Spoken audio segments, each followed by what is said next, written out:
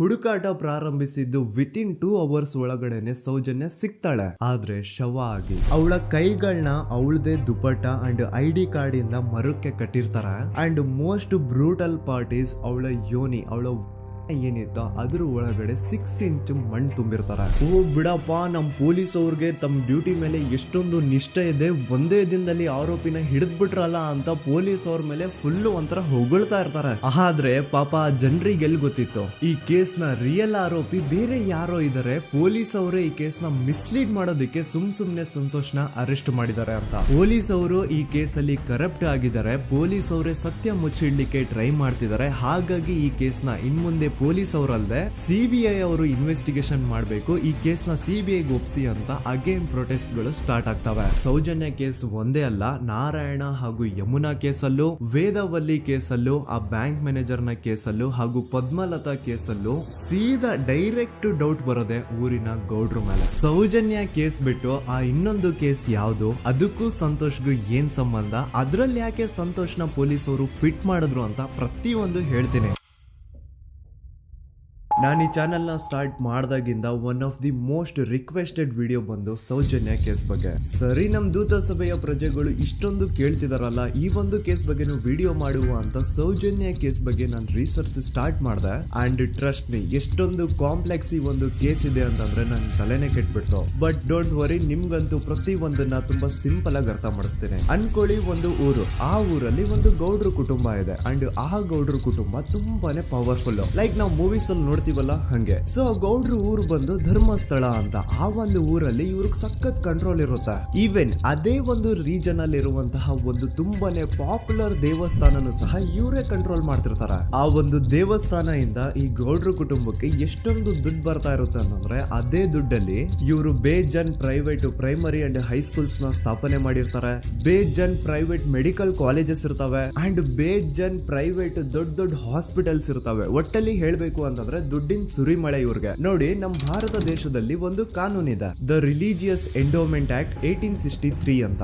Basically ಈ ಒಂದು ಕಾನೂನು ಏನ್ ಹೇಳುತ್ತೆ ಅಂತಂದ್ರೆ, ಭಾರತದಲ್ಲಿ ಯಾವ್ದೆಲ್ಲ ಹಿಂದೂ ಟೆಂಪಲ್ಸ್ ಇದಾವೋ ಅವೆಲ್ಲ ಗವರ್ಮೆಂಟ್ ಪ್ರಾಪರ್ಟಿ. ಆ ಹಿಂದೂ ಟೆಂಪಲ್ಸ್ ನ ಮ್ಯಾನೇಜ್ಮೆಂಟ್ ಎಲ್ಲ ಗವರ್ಮೆಂಟ್ ಕೈಗೆ ಹೋಗಿ ಗವರ್ಮೆಂಟ್ ಡಿಸೈಡ್ ಮಾಡುತ್ತೆ ಆ ಮ್ಯಾನೇಜ್ಮೆಂಟ್ ಅಲ್ಲಿ ಯಾರ್ ಕೆಲ್ಸಕ್ಕೆ ಇರಬೇಕು, ಯಾರ್ ಕೆಲ್ಸಕ್ಕೆ ಇರಬಾರ್ದು, ಅಂಡ್ ಆ ಟೆಂಪಲ್ ಇಂದ ಬರ್ತಿರುವಂತಹ ಡೊನೇಷನ್ ಅಮೌಂಟ್ ನ ಏನ್ ಮಾಡ್ಬೇಕು ಅಂತ. ಸೊ ಈ ಒಂದು ಕಾನೂನಿನ ಪ್ರಕಾರ ಗವರ್ಮೆಂಟ್ ಇಂಡಿಯಾದಲ್ಲಿ ಇರುವಂತಹ ಆಲ್ಮೋಸ್ಟ್ ಎಲ್ಲಾ ಹಿಂದೂ ಟೆಂಪಲ್ಸ್ ನ ತನ್ನ ಕಂಟ್ರೋಲ್ ಅಲ್ಲಿ ತಗೋತಾ ಇರ್ಬೇಕಾದ್ರೆ ಗವರ್ಮೆಂಟ್ ಅಫಿಷಿಯಲ್ಸ್ ಧರ್ಮಸ್ಥಳ ಶ್ರೀ ಮಂಜುನಾಥ ದೇವಸ್ಥಾನಕ್ಕೂ ರೀಚ್ ಔಟ್ ಮಾಡ್ತಾರೆ. ಅಂಡ್ ಆಗ ಇಷ್ಟು ದಿನ ಟೆಂಪಲ್ ನ ಕಂಟ್ರೋಲ್ ಮಾಡ್ತಿದ್ದಂತಹ ಆ ಗೌಡ್ರ ಕುಟುಂಬ ಏನ್ ಹೇಳುತ್ತೆ ಗೊತ್ತಾ, ಇಲ್ಲ ಇಲ್ಲ, ಇದು ಹಿಂದೂ ಟೆಂಪಲ್ ಅಲ್ಲ, ಇದು ಜೈನ್ ಫ್ಯಾಮಿಲಿಗೆ ಬಿಲಾಂಗ್ ಮಾಡುವಂತಹ ಒಂದು ಪ್ರೈವೇಟ್ ಟೆಂಪಲ್ ಅಂತ ಹೇಳ್ತಾರೆ. ನಾನ್ ಇಷ್ಟು ದಿನ ಧರ್ಮಸ್ಥಳ ಶ್ರೀ ಮಂಜುನಾಥ ದೇವಸ್ಥಾನ ಒಂದು ಹಿಂದೂ ಟೆಂಪಲ್ ಅಂತ ಅನ್ಕೊಂಡಿದ್ದೆ. ಆದ್ರೆ ಈಗಷ್ಟೇ ನನಗೂ ಗೊತ್ತಾಗಿದ್ದು ಇದು ಹಿಂದೂ ಟೆಂಪಲ್ ಅಲ್ಲ, ಇದು ಒಂದು ಜೈನ್ ಫ್ಯಾಮಿಲಿಗೆ ಬಿಲಾಂಗ್ ಮಾಡುವಂತಹ ಪ್ರೈವೇಟ್ ಜೈನ್ ಟೆಂಪಲ್ ಅಂತ. ಸೊ ಹೀಗಾಗಿ ಗವರ್ಮೆಂಟ್ ಅಫಿಷಿಯಲ್ಸ್ ಏನೂ ಮಾಡಕ್ಕಾಗದೆ ಇವತ್ತಿನವರೆಗೂ ಈ ಒಂದು ಧರ್ಮಸ್ಥಳ ಶ್ರೀ ಮಂಜುನಾಥ ದೇವಸ್ಥಾನನ ಒಂದು ಪ್ರೈವೇಟ್ ಟ್ರಸ್ಟ್ ನಡೆಸ್ಕೊಂಡು ಹೋಗ್ತಿದೆ. ಅಂಡ್ ಆ ಪ್ರೈವೇಟ್ ಟ್ರಸ್ಟ್ ನ ಓನರ್ ಯಾರು, ಅದೇ ಗೌಡ್ರ ಕುಟುಂಬ. ನೋಡಿ, ನಾನು ಈ ವಿಡಿಯೋದಲ್ಲಿ ಯಾರ್ದನ್ನು ರಿಯಲ್ ನೇಮ್ಸ್ ನ ಬಳಸ್ತಿಲ್ಲ. ಪ್ರೀವಿಯಸ್ಲಿ ಬೇರೆ ಯೂಟ್ಯೂಬರ್ಸ್ ತಮ್ಮ ವಿಡಿಯೋಸ್ ಅಲ್ಲಿ ರಿಯಲ್ ನೇಮ್ಸ್ ನ ಬಳಸಿದ್ದಾರೆ ಅನ್ನೋ ಒಂದೇ ಒಂದು ಕಾರಣಕ್ಕೆ ಅವ್ರ ವಿಡಿಯೋಸ್ ನ ಡಿಲೀಟ್ ಮಾಡಿಸಿದ್ದಾರೆ. ಸೊ ಅವ್ರ ಜೊತೆ ಆಗಿದ್ದು ನನ್ ಜೊತೆ ಆಗೋದ್ ಬೇಡ, ಸತ್ಯ ಮುಚ್ಚೋಗೋದು ನನ್ಗೆ ಇಷ್ಟ ಇಲ್ಲ. ಹಾಗಾಗಿ ನಾನು ಇಲ್ಲಿ ರಿಯಲ್ ನೇಮ್ಸ್ ನ ಬಳಸ್ತಿಲ್ಲ. ಆದ್ರೆ ನಾನು ಯಾರನ್ನ ಪಾಯಿಂಟ್ ಔಟ್ ಮಾಡಿ ಹೇಳ್ತಿದ್ದೀನಿ ಅನ್ನೋದು ಮಾತ್ರ ನಿಮಗೆ ತುಂಬಾ ಕ್ಲಿಯರ್ಲಿ ಅರ್ಥ ಆಗುತ್ತೆ. Don't worry.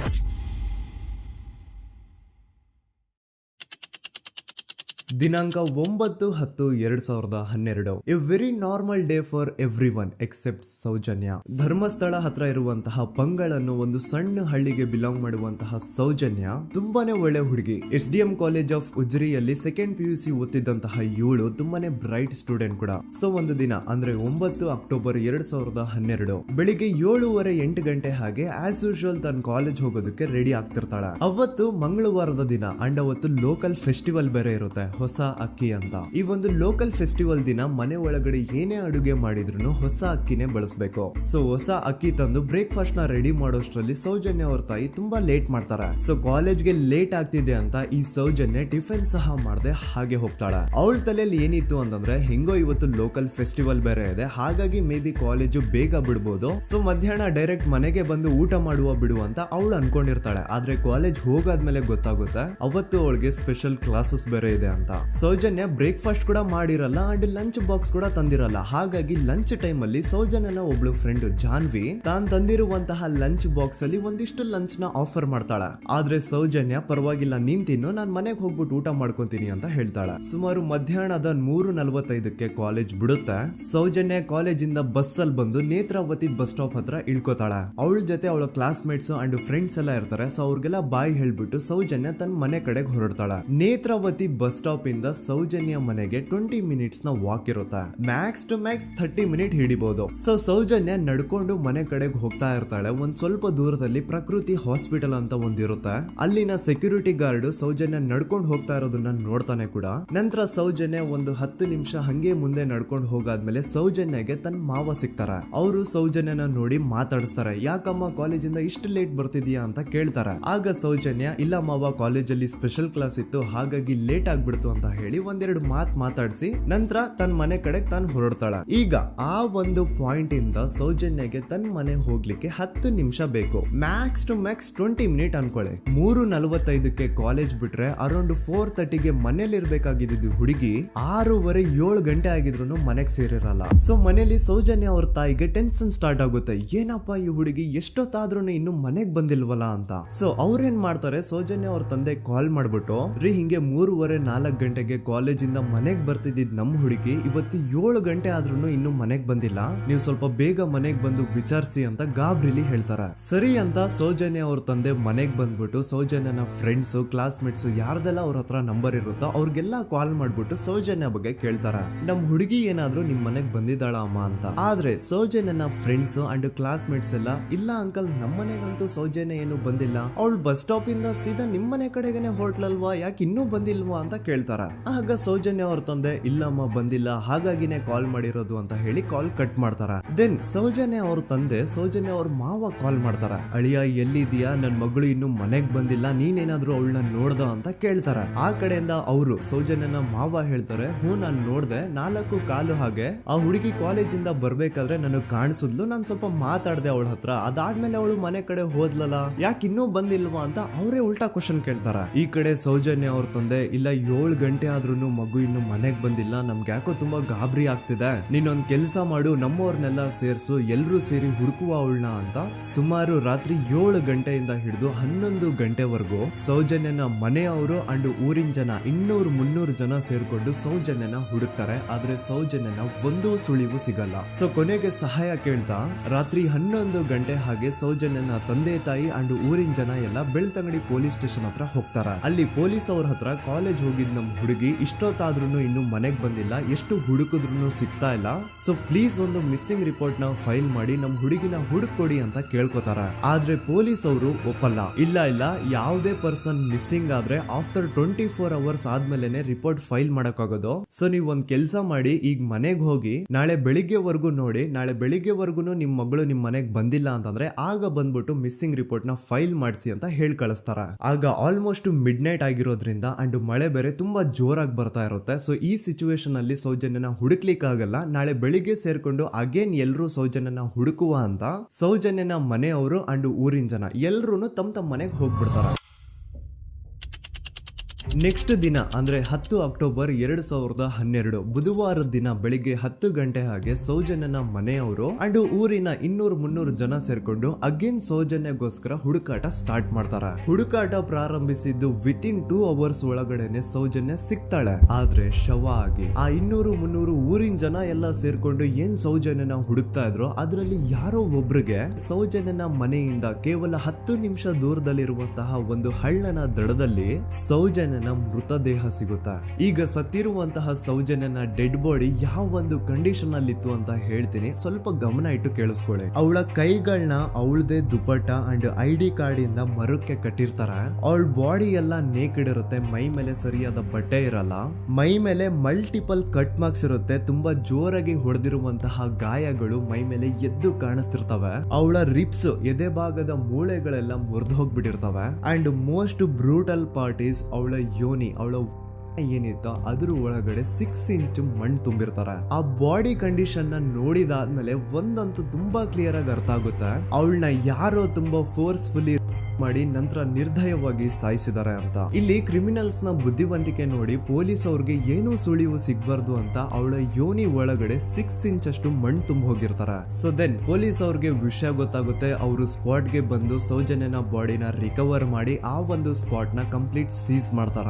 ಒಬ್ಳು ಸಾಮಾನ್ಯ ಮಿಡಲ್ ಕ್ಲಾಸ್ ಹುಡುಗಿ, ಒಬ್ಳು ವೆರಿ ಬ್ರೈಟ್ ಸ್ಟೂಡೆಂಟ್ ನ ಈ ಮಟ್ಟಿಗೆ ಇಷ್ಟು ನಿರ್ದಯವಾಗಿ ಸಾಯಿಸಿರೋದು ಯಾರು? ಇನ್ ಕೇಸ್ ಏನಾದ್ರೂ ಈ ಕ್ರೈಮ್ ಮಾಡಿದವನು ಸಿಕ್ಕಿ ಬಿದ್ರೆ ಅವನ್ನ ಸುಮ್ನೆ ಬಿಡಬಾರ್ದು ಅಂತ ಜನ ಆಕ್ರೋಶ ವ್ಯಕ್ತಪಡಿಸ್ತಾರೆ. ಅಂಡ್ ಗೆಸ್ ವಾಟ್, ನಮ್ ಪೊಲೀಸ್ ಅವರು ಇಷ್ಟೊಂದು ಫಾಸ್ಟ್ ಆಗಿ ಇನ್ವೆಸ್ಟಿಗೇಷನ್ ಕಂಪ್ಲೀಟ್ ಮಾಡ್ತಾರೆ ಅಂತ ನಾನಂತೂ ಎಕ್ಸ್ಪೆಕ್ಟ್ ಮಾಡಿರ್ಲಿಲ್ಲ. ಅಂಡ್ ಈವನ್ ಈ ಒಂದು ವಿಷಯದಿಂದ ಊರಿನ ಜನನು ಶಾಕ್ ಆಗ್ತಾರೆ. ಸೌಜನ್ಯ ಬಾಡಿ ಸಿಕ್ಕಿದ್ದ ನೆಕ್ಸ್ಟ್ ದಿನ ಅಂದ್ರೆ 11 ಅಕ್ಟೋಬರ್ 2012 ಸಂಜೆ 5 ಗಂಟೆ ಹಾಗೆ ಯಾರು ಸೌಜನ್ಯನ ಪಂಡು ಮರ್ಡರ್ ಮಾಡಿದ್ನೋ ಆ ಕ್ರಿಮಿನಲ್ ಕೂಡ ಸಿಕ್ಕಿ ಬೀಳ್ತಾನೆ. ಈಗ ನೀವು ಥಿಂಕ್ ಮಾಡ್ಬೋದು, ಸೌಜನ್ಯನ ಯಾರು ಮರ್ಡರ್ ಮಾಡಿದ್ರು ಅಂಡ್ ಯಾರ ಕ್ರೈಮ್ ನ ಮಾಡಿದ್ರು ಅವನು ನೆಕ್ಸ್ಟ್ ದಿನಾನೇ ಸಿಕ್ಕಿ ಬಿದ್ದ. ಹಾಗಿದ್ರೆ ಈ ಕೇಸ್ ಯಾವಾಗ್ಲೂ ಕ್ಲೋಸ್ ಆಗ್ಬಿಡ್ಬೇಕಿತ್ತು. ಆದ್ರೂ ಸ್ಟಿಲ್ ಇವತ್ತಿನ ದಿನವರೆಗೂ ಯಾಕೆ ಈ ಕೇಸ್ ಪದೇ ಪದೇ ನ್ಯೂಸ್ ಅಲ್ಲಿ ಬರುತ್ತೆ ಅಂದ್ರೆ, ನಮ್ ದೂತ ಸಭೆಯ ಪ್ರಜೆಗಳೇ ರೆಡಿ ಆಗಿ, ಆರೋಪಿ ಸಿಕ್ಕಾದ್ಮೇಲೆ ಈ ಕೇಸು ಕ್ಲೋಸ್ ಆಗಿಲ್ಲ. ಆಕ್ಚುಲಿ ಈ ಕೇಸು ಓಪನ್ ಆಗಿದ್ದೆ ಈಗ. ನೋಡಿ, ಸೌಜನ್ಯನ ಬಾಡಿ ಸಿಕ್ಕಿದ್ದು ನೆಕ್ಸ್ಟ್ ದಿನ ಅಂದ್ರೆ 11 ಅಕ್ಟೋಬರ್ 2012. PSI ಯೋಗೇಶ್ ಅವರು ಯಾರನ್ನ ಈ ಕೇಸಲ್ಲಿ ಅರೆಸ್ಟ್ ಮಾಡಿದ್ರು ಅಂದ್ರೆ ಆತನ ಹೆಸರು ಬಂದು ಸಂತೋಷ್ ರಾವ್. 28-29 ವಯಸ್ಸಿರುವಂತಹ Santosh Rao first of all ಧರ್ಮಸ್ಥಳದವನು ಅಲ್ವೇ ಅಲ್ಲ, ಅವನು ಶೃಂಗೇರಿ ಅವನು. ಸಂತೋಷ್ ರಾವ್ ನ ತಂದೆ ಸ್ಕೂಲ್ ಟೀಚರು ಅಂಡ್ ತಾಯಿ ಹೌಸ್ ವೈಫ್. ಸಂತೋಷ್ ಮೊದ್ಲಿಂದನೂ ಒಂದ್ ಸ್ವಲ್ಪ ಮೆಂಟಲಿ ಇಲ್ಲಿರೋದ್ರಿಂದ ಅವನಿಗೆ ವಿದ್ಯೆ ಬರಹ ಅನ್ನೋದು ತಲೆಗೆ ಹೋಗಿರಲ್ಲ. ಹಾಗಾಗಿ ಅವನು ಶೃಂಗೇರಿಯಲ್ಲಿ ಒಂದು ಹೋಟೆಲ್ ಅಲ್ಲಿ ಕೆಲಸ ಮಾಡ್ತಿರ್ತಾನೆ. ಮೆಂಟಲಿ ಅನ್ಸ್ಟೇಬಲ್ ಇದ್ರೂ ಸಹ ಈತನಿಗೆ ದೇವ್ರ ಮೇಲೆ ಬಹಳ ನಂಬಿಕೆ ಇರುತ್ತೆ. ಹಾಗಾಗಿ ತಿಂಗಳಿಗೆ ಒಮ್ಮೆ ಆದ್ರೂ, ಅಟ್ಲೀಸ್ಟ್ 2 ತಿಂಗಳಿಗೆ ಒಮ್ಮೆ ಆದ್ರೂ ಈತ ಯಾವ್ದಾದ್ರು ಒಂದು ಪುಣ್ಯಕ್ಷೇತ್ರಕ್ಕೆ ವಿಸಿಟ್ ಮಾಡಿ ಬರ್ತಿರ್ತಾನೆ. ಹಾಗೇನೆ ಈ ಸತಿನೂ ಸಹ ಈತ ಧರ್ಮಸ್ಥಳಕ್ಕೆ ಬಂದಿರ್ತಾನೆ. ಇವನು ಧರ್ಮಸ್ಥಳಕ್ಕೆ ಬಂದಿದ್ದು ದಿನಾಂಕ 9 ಅಕ್ಟೋಬರ್ 2012. ಈ ದಿನಾಂಕನ ಸ್ವಲ್ಪ ನೋಟ್ ಮಾಡಿ ಇಟ್ಕೊಳ್ಳಿ, ಯಾಕಂತಂದ್ರೆ ಮುಂದೆ ಈ ಕೇಸಲ್ಲಿ ಇದೇ ಮೇಜರ್ ಟರ್ನಿಂಗ್ ಪಾಯಿಂಟ್. ಸೊ ಸೌಜನ್ಯನ ಡೆತ್ ಆಗಿಂತ ಒಂದು ದಿನ ಹಿಂದೆ ಧರ್ಮಸ್ಥಳಕ್ಕೆ ಬಂದಿರುವಂತಹ ಸಂತೋಷ್ ರಾವ್ಗೆ ಎಲ್ಲೂ ಉಳ್ಕೊಳ್ಳಿಕ್ಕೆ ಹೋಟೆಲ್ ಅಲ್ಲಿ ಅಥವಾ ಲಾಡ್ಜ್ ಅಲ್ಲಿ ರೂಮ್ ಸಿಗಲ್ಲ.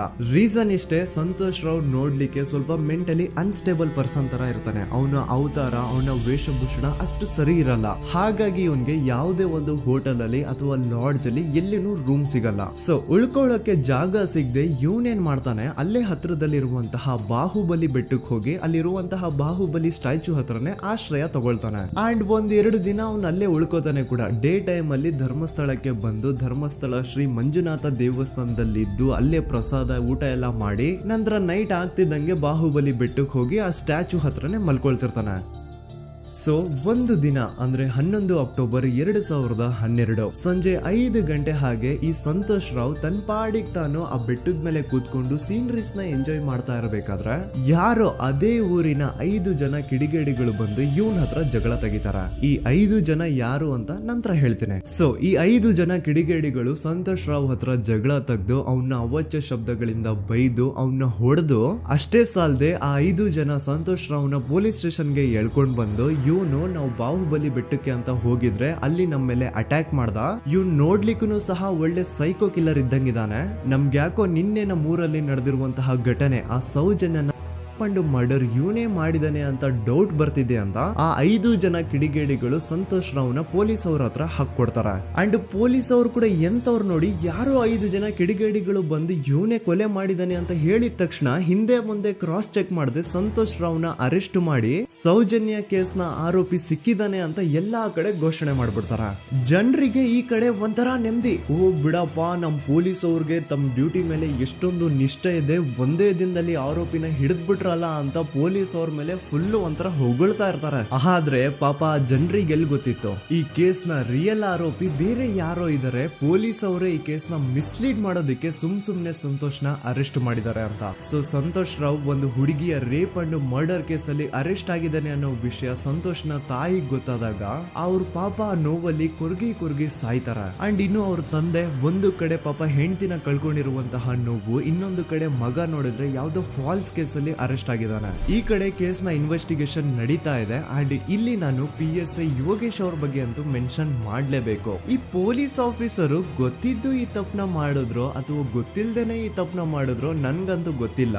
ಸೊ ಇವ್ರು ಏನ್ ಮಾಡ್ತಾರೆ ಅಂತಂದ್ರೆ ಸೌಜನ್ಯನ ಬಾಡಿನ ಪೋಸ್ಟ್ ಮಾರ್ಟಮ್ ಗೆ ಕಳಿಸಿದಾಗ ಡಾಕ್ಟರ್ಸ್ ಹಂಗೋ ಹಿಂಗೋ ಮಾಡಿ ಇಂದ ಕೆಲವೊಂದು ಸ್ಪರ್ಮ್ ನ ಸ್ಯಾಂಪಲ್ಸ್ ಕಲೆಕ್ಟ್ ಮಾಡ್ತಾರೆ. ಅದನ್ನ ಅವರು PSI ಯೋಗೇಶ್ಗೆ ಕೊಟ್ಟು ಇದನ್ನ ವಿತಿನ್ 72 ಅವರ್ಸ್ ಒಳಗಡೆ ಇನ್ನೊಂದು ಲ್ಯಾಬ್ ಗೆ ಸಬ್ಮಿಟ್ ಮಾಡಿ ಅಂತ ತುಂಬಾ ಕ್ಲಿಯರ್ ಆಗಿ ಹೇಳ್ತಾರೆ. ಆದ್ರೆ PSI ಯೋಗೇಶ್ ಆ ಸ್ಪರ್ಮ್ ಸ್ಯಾಂಪಲ್ಸ್ ನ ವಿತಿನ್ 72 ಅವರ್ಸ್ ಒಳಗಡೆ ಲ್ಯಾಬ್ ಕಳ್ಸೋದಿರ್ಲಿ, ಅದನ್ನ 12 ದಿನ ಆದ್ಮೇಲೆ ಲ್ಯಾಬ್ ಕಳಿಸ್ತಾರೆ. ಅಷ್ಟೊತ್ತಿಗೆ ಆಲ್ರೆಡಿ ಆ ಸ್ಪರ್ಮ್ ಸ್ಯಾಂಪಲ್ಸ್ ಗೆಲ್ಲ ಫಂಗಸ್ ಹಿಡಿದು ಅದು ಅನ್ಫಿಟ್ ಫಾರ್ ಟೆಸ್ಟಿಂಗ್ ಅಂತ ಬರುತ್ತೆ. ಈಗ ನೀವೇ ಹೇಳಿ, ಎಂತ ಡಂಬೆಸ್ಟ್ ಪರ್ಸನ್ ಪೊಲೀಸ್ ಆಫೀಸರ್ ಆಗಿದ್ರು ಅವನ ಹತ್ರ ಒಂದು ಮರ್ಡರ್ ಕೇಸ್ ಬಂದಾಗ ಅವನ ಹತ್ರ ಇರೋ ಮೇನ್ ಸಾಕ್ಷಿನೇ, ಮೇನ್ ಎವಿಡೆನ್ಸ್ ಆ ಹುಡುಗಿಯ ಕಲೆಕ್ಟ್ ಆಗುವಂತಹ ಸ್ಪರ್ಮ್ ಸ್ಯಾಂಪಲ್ಸ್. ಸೊ ಅದನ್ನ ಮೊದಲು ಲ್ಯಾಬ್ ಕಳಿಸಿ ಅದನ್ನ ಐಡೆಂಟಿಫೈ ಮಾಡೋದು ಪೊಲೀಸ್ ಅವರ ಫಸ್ಟ್ ಡ್ಯೂಟಿ. ಆದ್ರೆ ಇಲ್ಲಿ PSI ಯೋಗೇಶ್ ಅವರು ಇದನ್ನೇ ಮರ್ತು ಹೋದ್ರು ಅಂತ ನೋಡಿ. ಯಾವುದೇ ಒಂದು ಕೇಸ್ ಅಲ್ಲಿ ಪೊಲೀಸ್ ಅವರು ಆದಷ್ಟು ಎವಿಡೆನ್ಸ್ ನ ಕಲೆಕ್ಟ್ ಮಾಡೋದಕ್ಕೆ ಟ್ರೈ ಮಾಡ್ತಾರೆ. ಆದ್ರೆ ಈ ಒಂದು ಕೇಸ್ ಅಲ್ಲಿ ಮಾತ್ರ ಪೊಲೀಸ್ ಅವರು ಎವಿಡೆನ್ಸ್ ನ ಕಲೆಕ್ಟ್ ಮಾಡೋ ಬದಲಾಗಿ ಎವಿಡೆನ್ಸ್ ನ ಡಿಸ್ಟ್ರಾಯ್ ಮಾಡೋದ್ರಲ್ಲಿ ಮುಂದೆ ಇದ್ರು. ಅಷ್ಟೇ ಅಲ್ಲದೆ ಈ ಪೊಲೀಸ್ ಆಫೀಸರ್ ಸೇರ್ಕೊಂಡು ಸಂತೋಷ್ ರಾವ್ಗೆ ಸೆಲ್ ಅಲ್ಲಿ ಎಂತ ಟಾರ್ಚರ್, ಎಂತ ಹಿಂಸೆ ಕೊಡ್ತಾರೆ ಅಂದ್ರೆ ನೆನ್ಸ್ಕೊಂಡ್ರೆ ಮೈ ಜುಮ್ ಅನ್ನುತ್ತಾ. ಹೊಡಿಯೋದು, ಕೆಟ್ಟದಾಗ ಬೈಯೋದು, ಇದೆಲ್ಲ common. Most brutal parties Santosh ರಾವ್ನ ಬ್ಯಾಂಟ್ ಬಿಚ್ಚಿ ಅವನ ಪ್ರೈವೇಟ್ ಪಾರ್ಟ್ ಮೇಲೆ ಬಿಸಿ ಬಿಸಿ ಕುದೀತಾ ಇರುವಂತಹ ನೀರ್ ಚಲ್ತಾರ. ಈ ಕ್ರೈಮ್ ನೀನೇ ಮಾಡಿದ್ಯಾ ಅಂತ ಒಪ್ಕೋ, ಇಲ್ಲ ಅಂತಂದ್ರೆ ನಿನ್ನ ಸೆಲ್ ಒಳಗಡೆನೆ ಸಾಯಿಸ್ಬಿಡ್ತೀವಿ, ನಿನ್ನ ತಂದೆ ತಾಯಿ ಎಲ್ರು ಸಾಯಿಸ್ಬಿಡ್ತೀವಿ ಅಂತ ಬ್ಲಾಕ್ ಮೇಲ್ ಮಾಡ್ತಾರ. ನೋಡಿ, ಸಂತೋಷ್ ರಾವ್ ಜಾಗದಲ್ಲಿ ನನ್ನಂತ ನಿಮ್ಮಂತ ನಾರ್ಮಲ್ ಪರ್ಸನ್ ಯಾರಾದ್ರೂ ಇದ್ದಿದ್ರೆ ಪೊಲೀಸ್ ಅವರು ಕೊಡ್ತಿರುವಂತಹ ಹಿಂಸೆನ ತಡ್ಕೊಳಕ್ಕಾಗದೆ ಆ ಕ್ರೈಮ್ ಮಾಡಿಲ್ಲ ಅಂದ್ರೂ ಮಾಡಿದೀನಿ ಅಂತ ಒಪ್ಕೊಬಿಡ್ತಾ ಇದ್ವಿ. ಆದ್ರೆ ಸಂತೋಷ್ ರಾವ್ ಮೆಂಟಲಿ ಇಲ್ಲಿರೋದೇ ಅವನ್ಗೆ ಅಡ್ವಾಂಟೇಜ್ ಆಗೋಯ್ತು. ಪೊಲೀಸ್ಗಳು ಸಂತೋಷ್ ರಾವ್ಗೆ ಎಷ್ಟೇ ಹೊಡೆದ್ರು, ಎಷ್ಟೇ ಬೈದ್ರು, ಎಷ್ಟೇ ಬ್ಲಾಕ್ ಮೇಲ್ ಮಾಡಿದ್ರು ಸಂತೋಷ್ ರಾವ್ ಬಾಯಲ್ಲಿ ನಾನ್ ಈ ಕ್ರೈಮ್ ನ ಮಾಡಿಲ್ಲ ಅಂತಾನೆ ಬರುತ್ತೆ ಹೊರತು ಆ ಕ್ರೈಮ್ ನ ಅವನು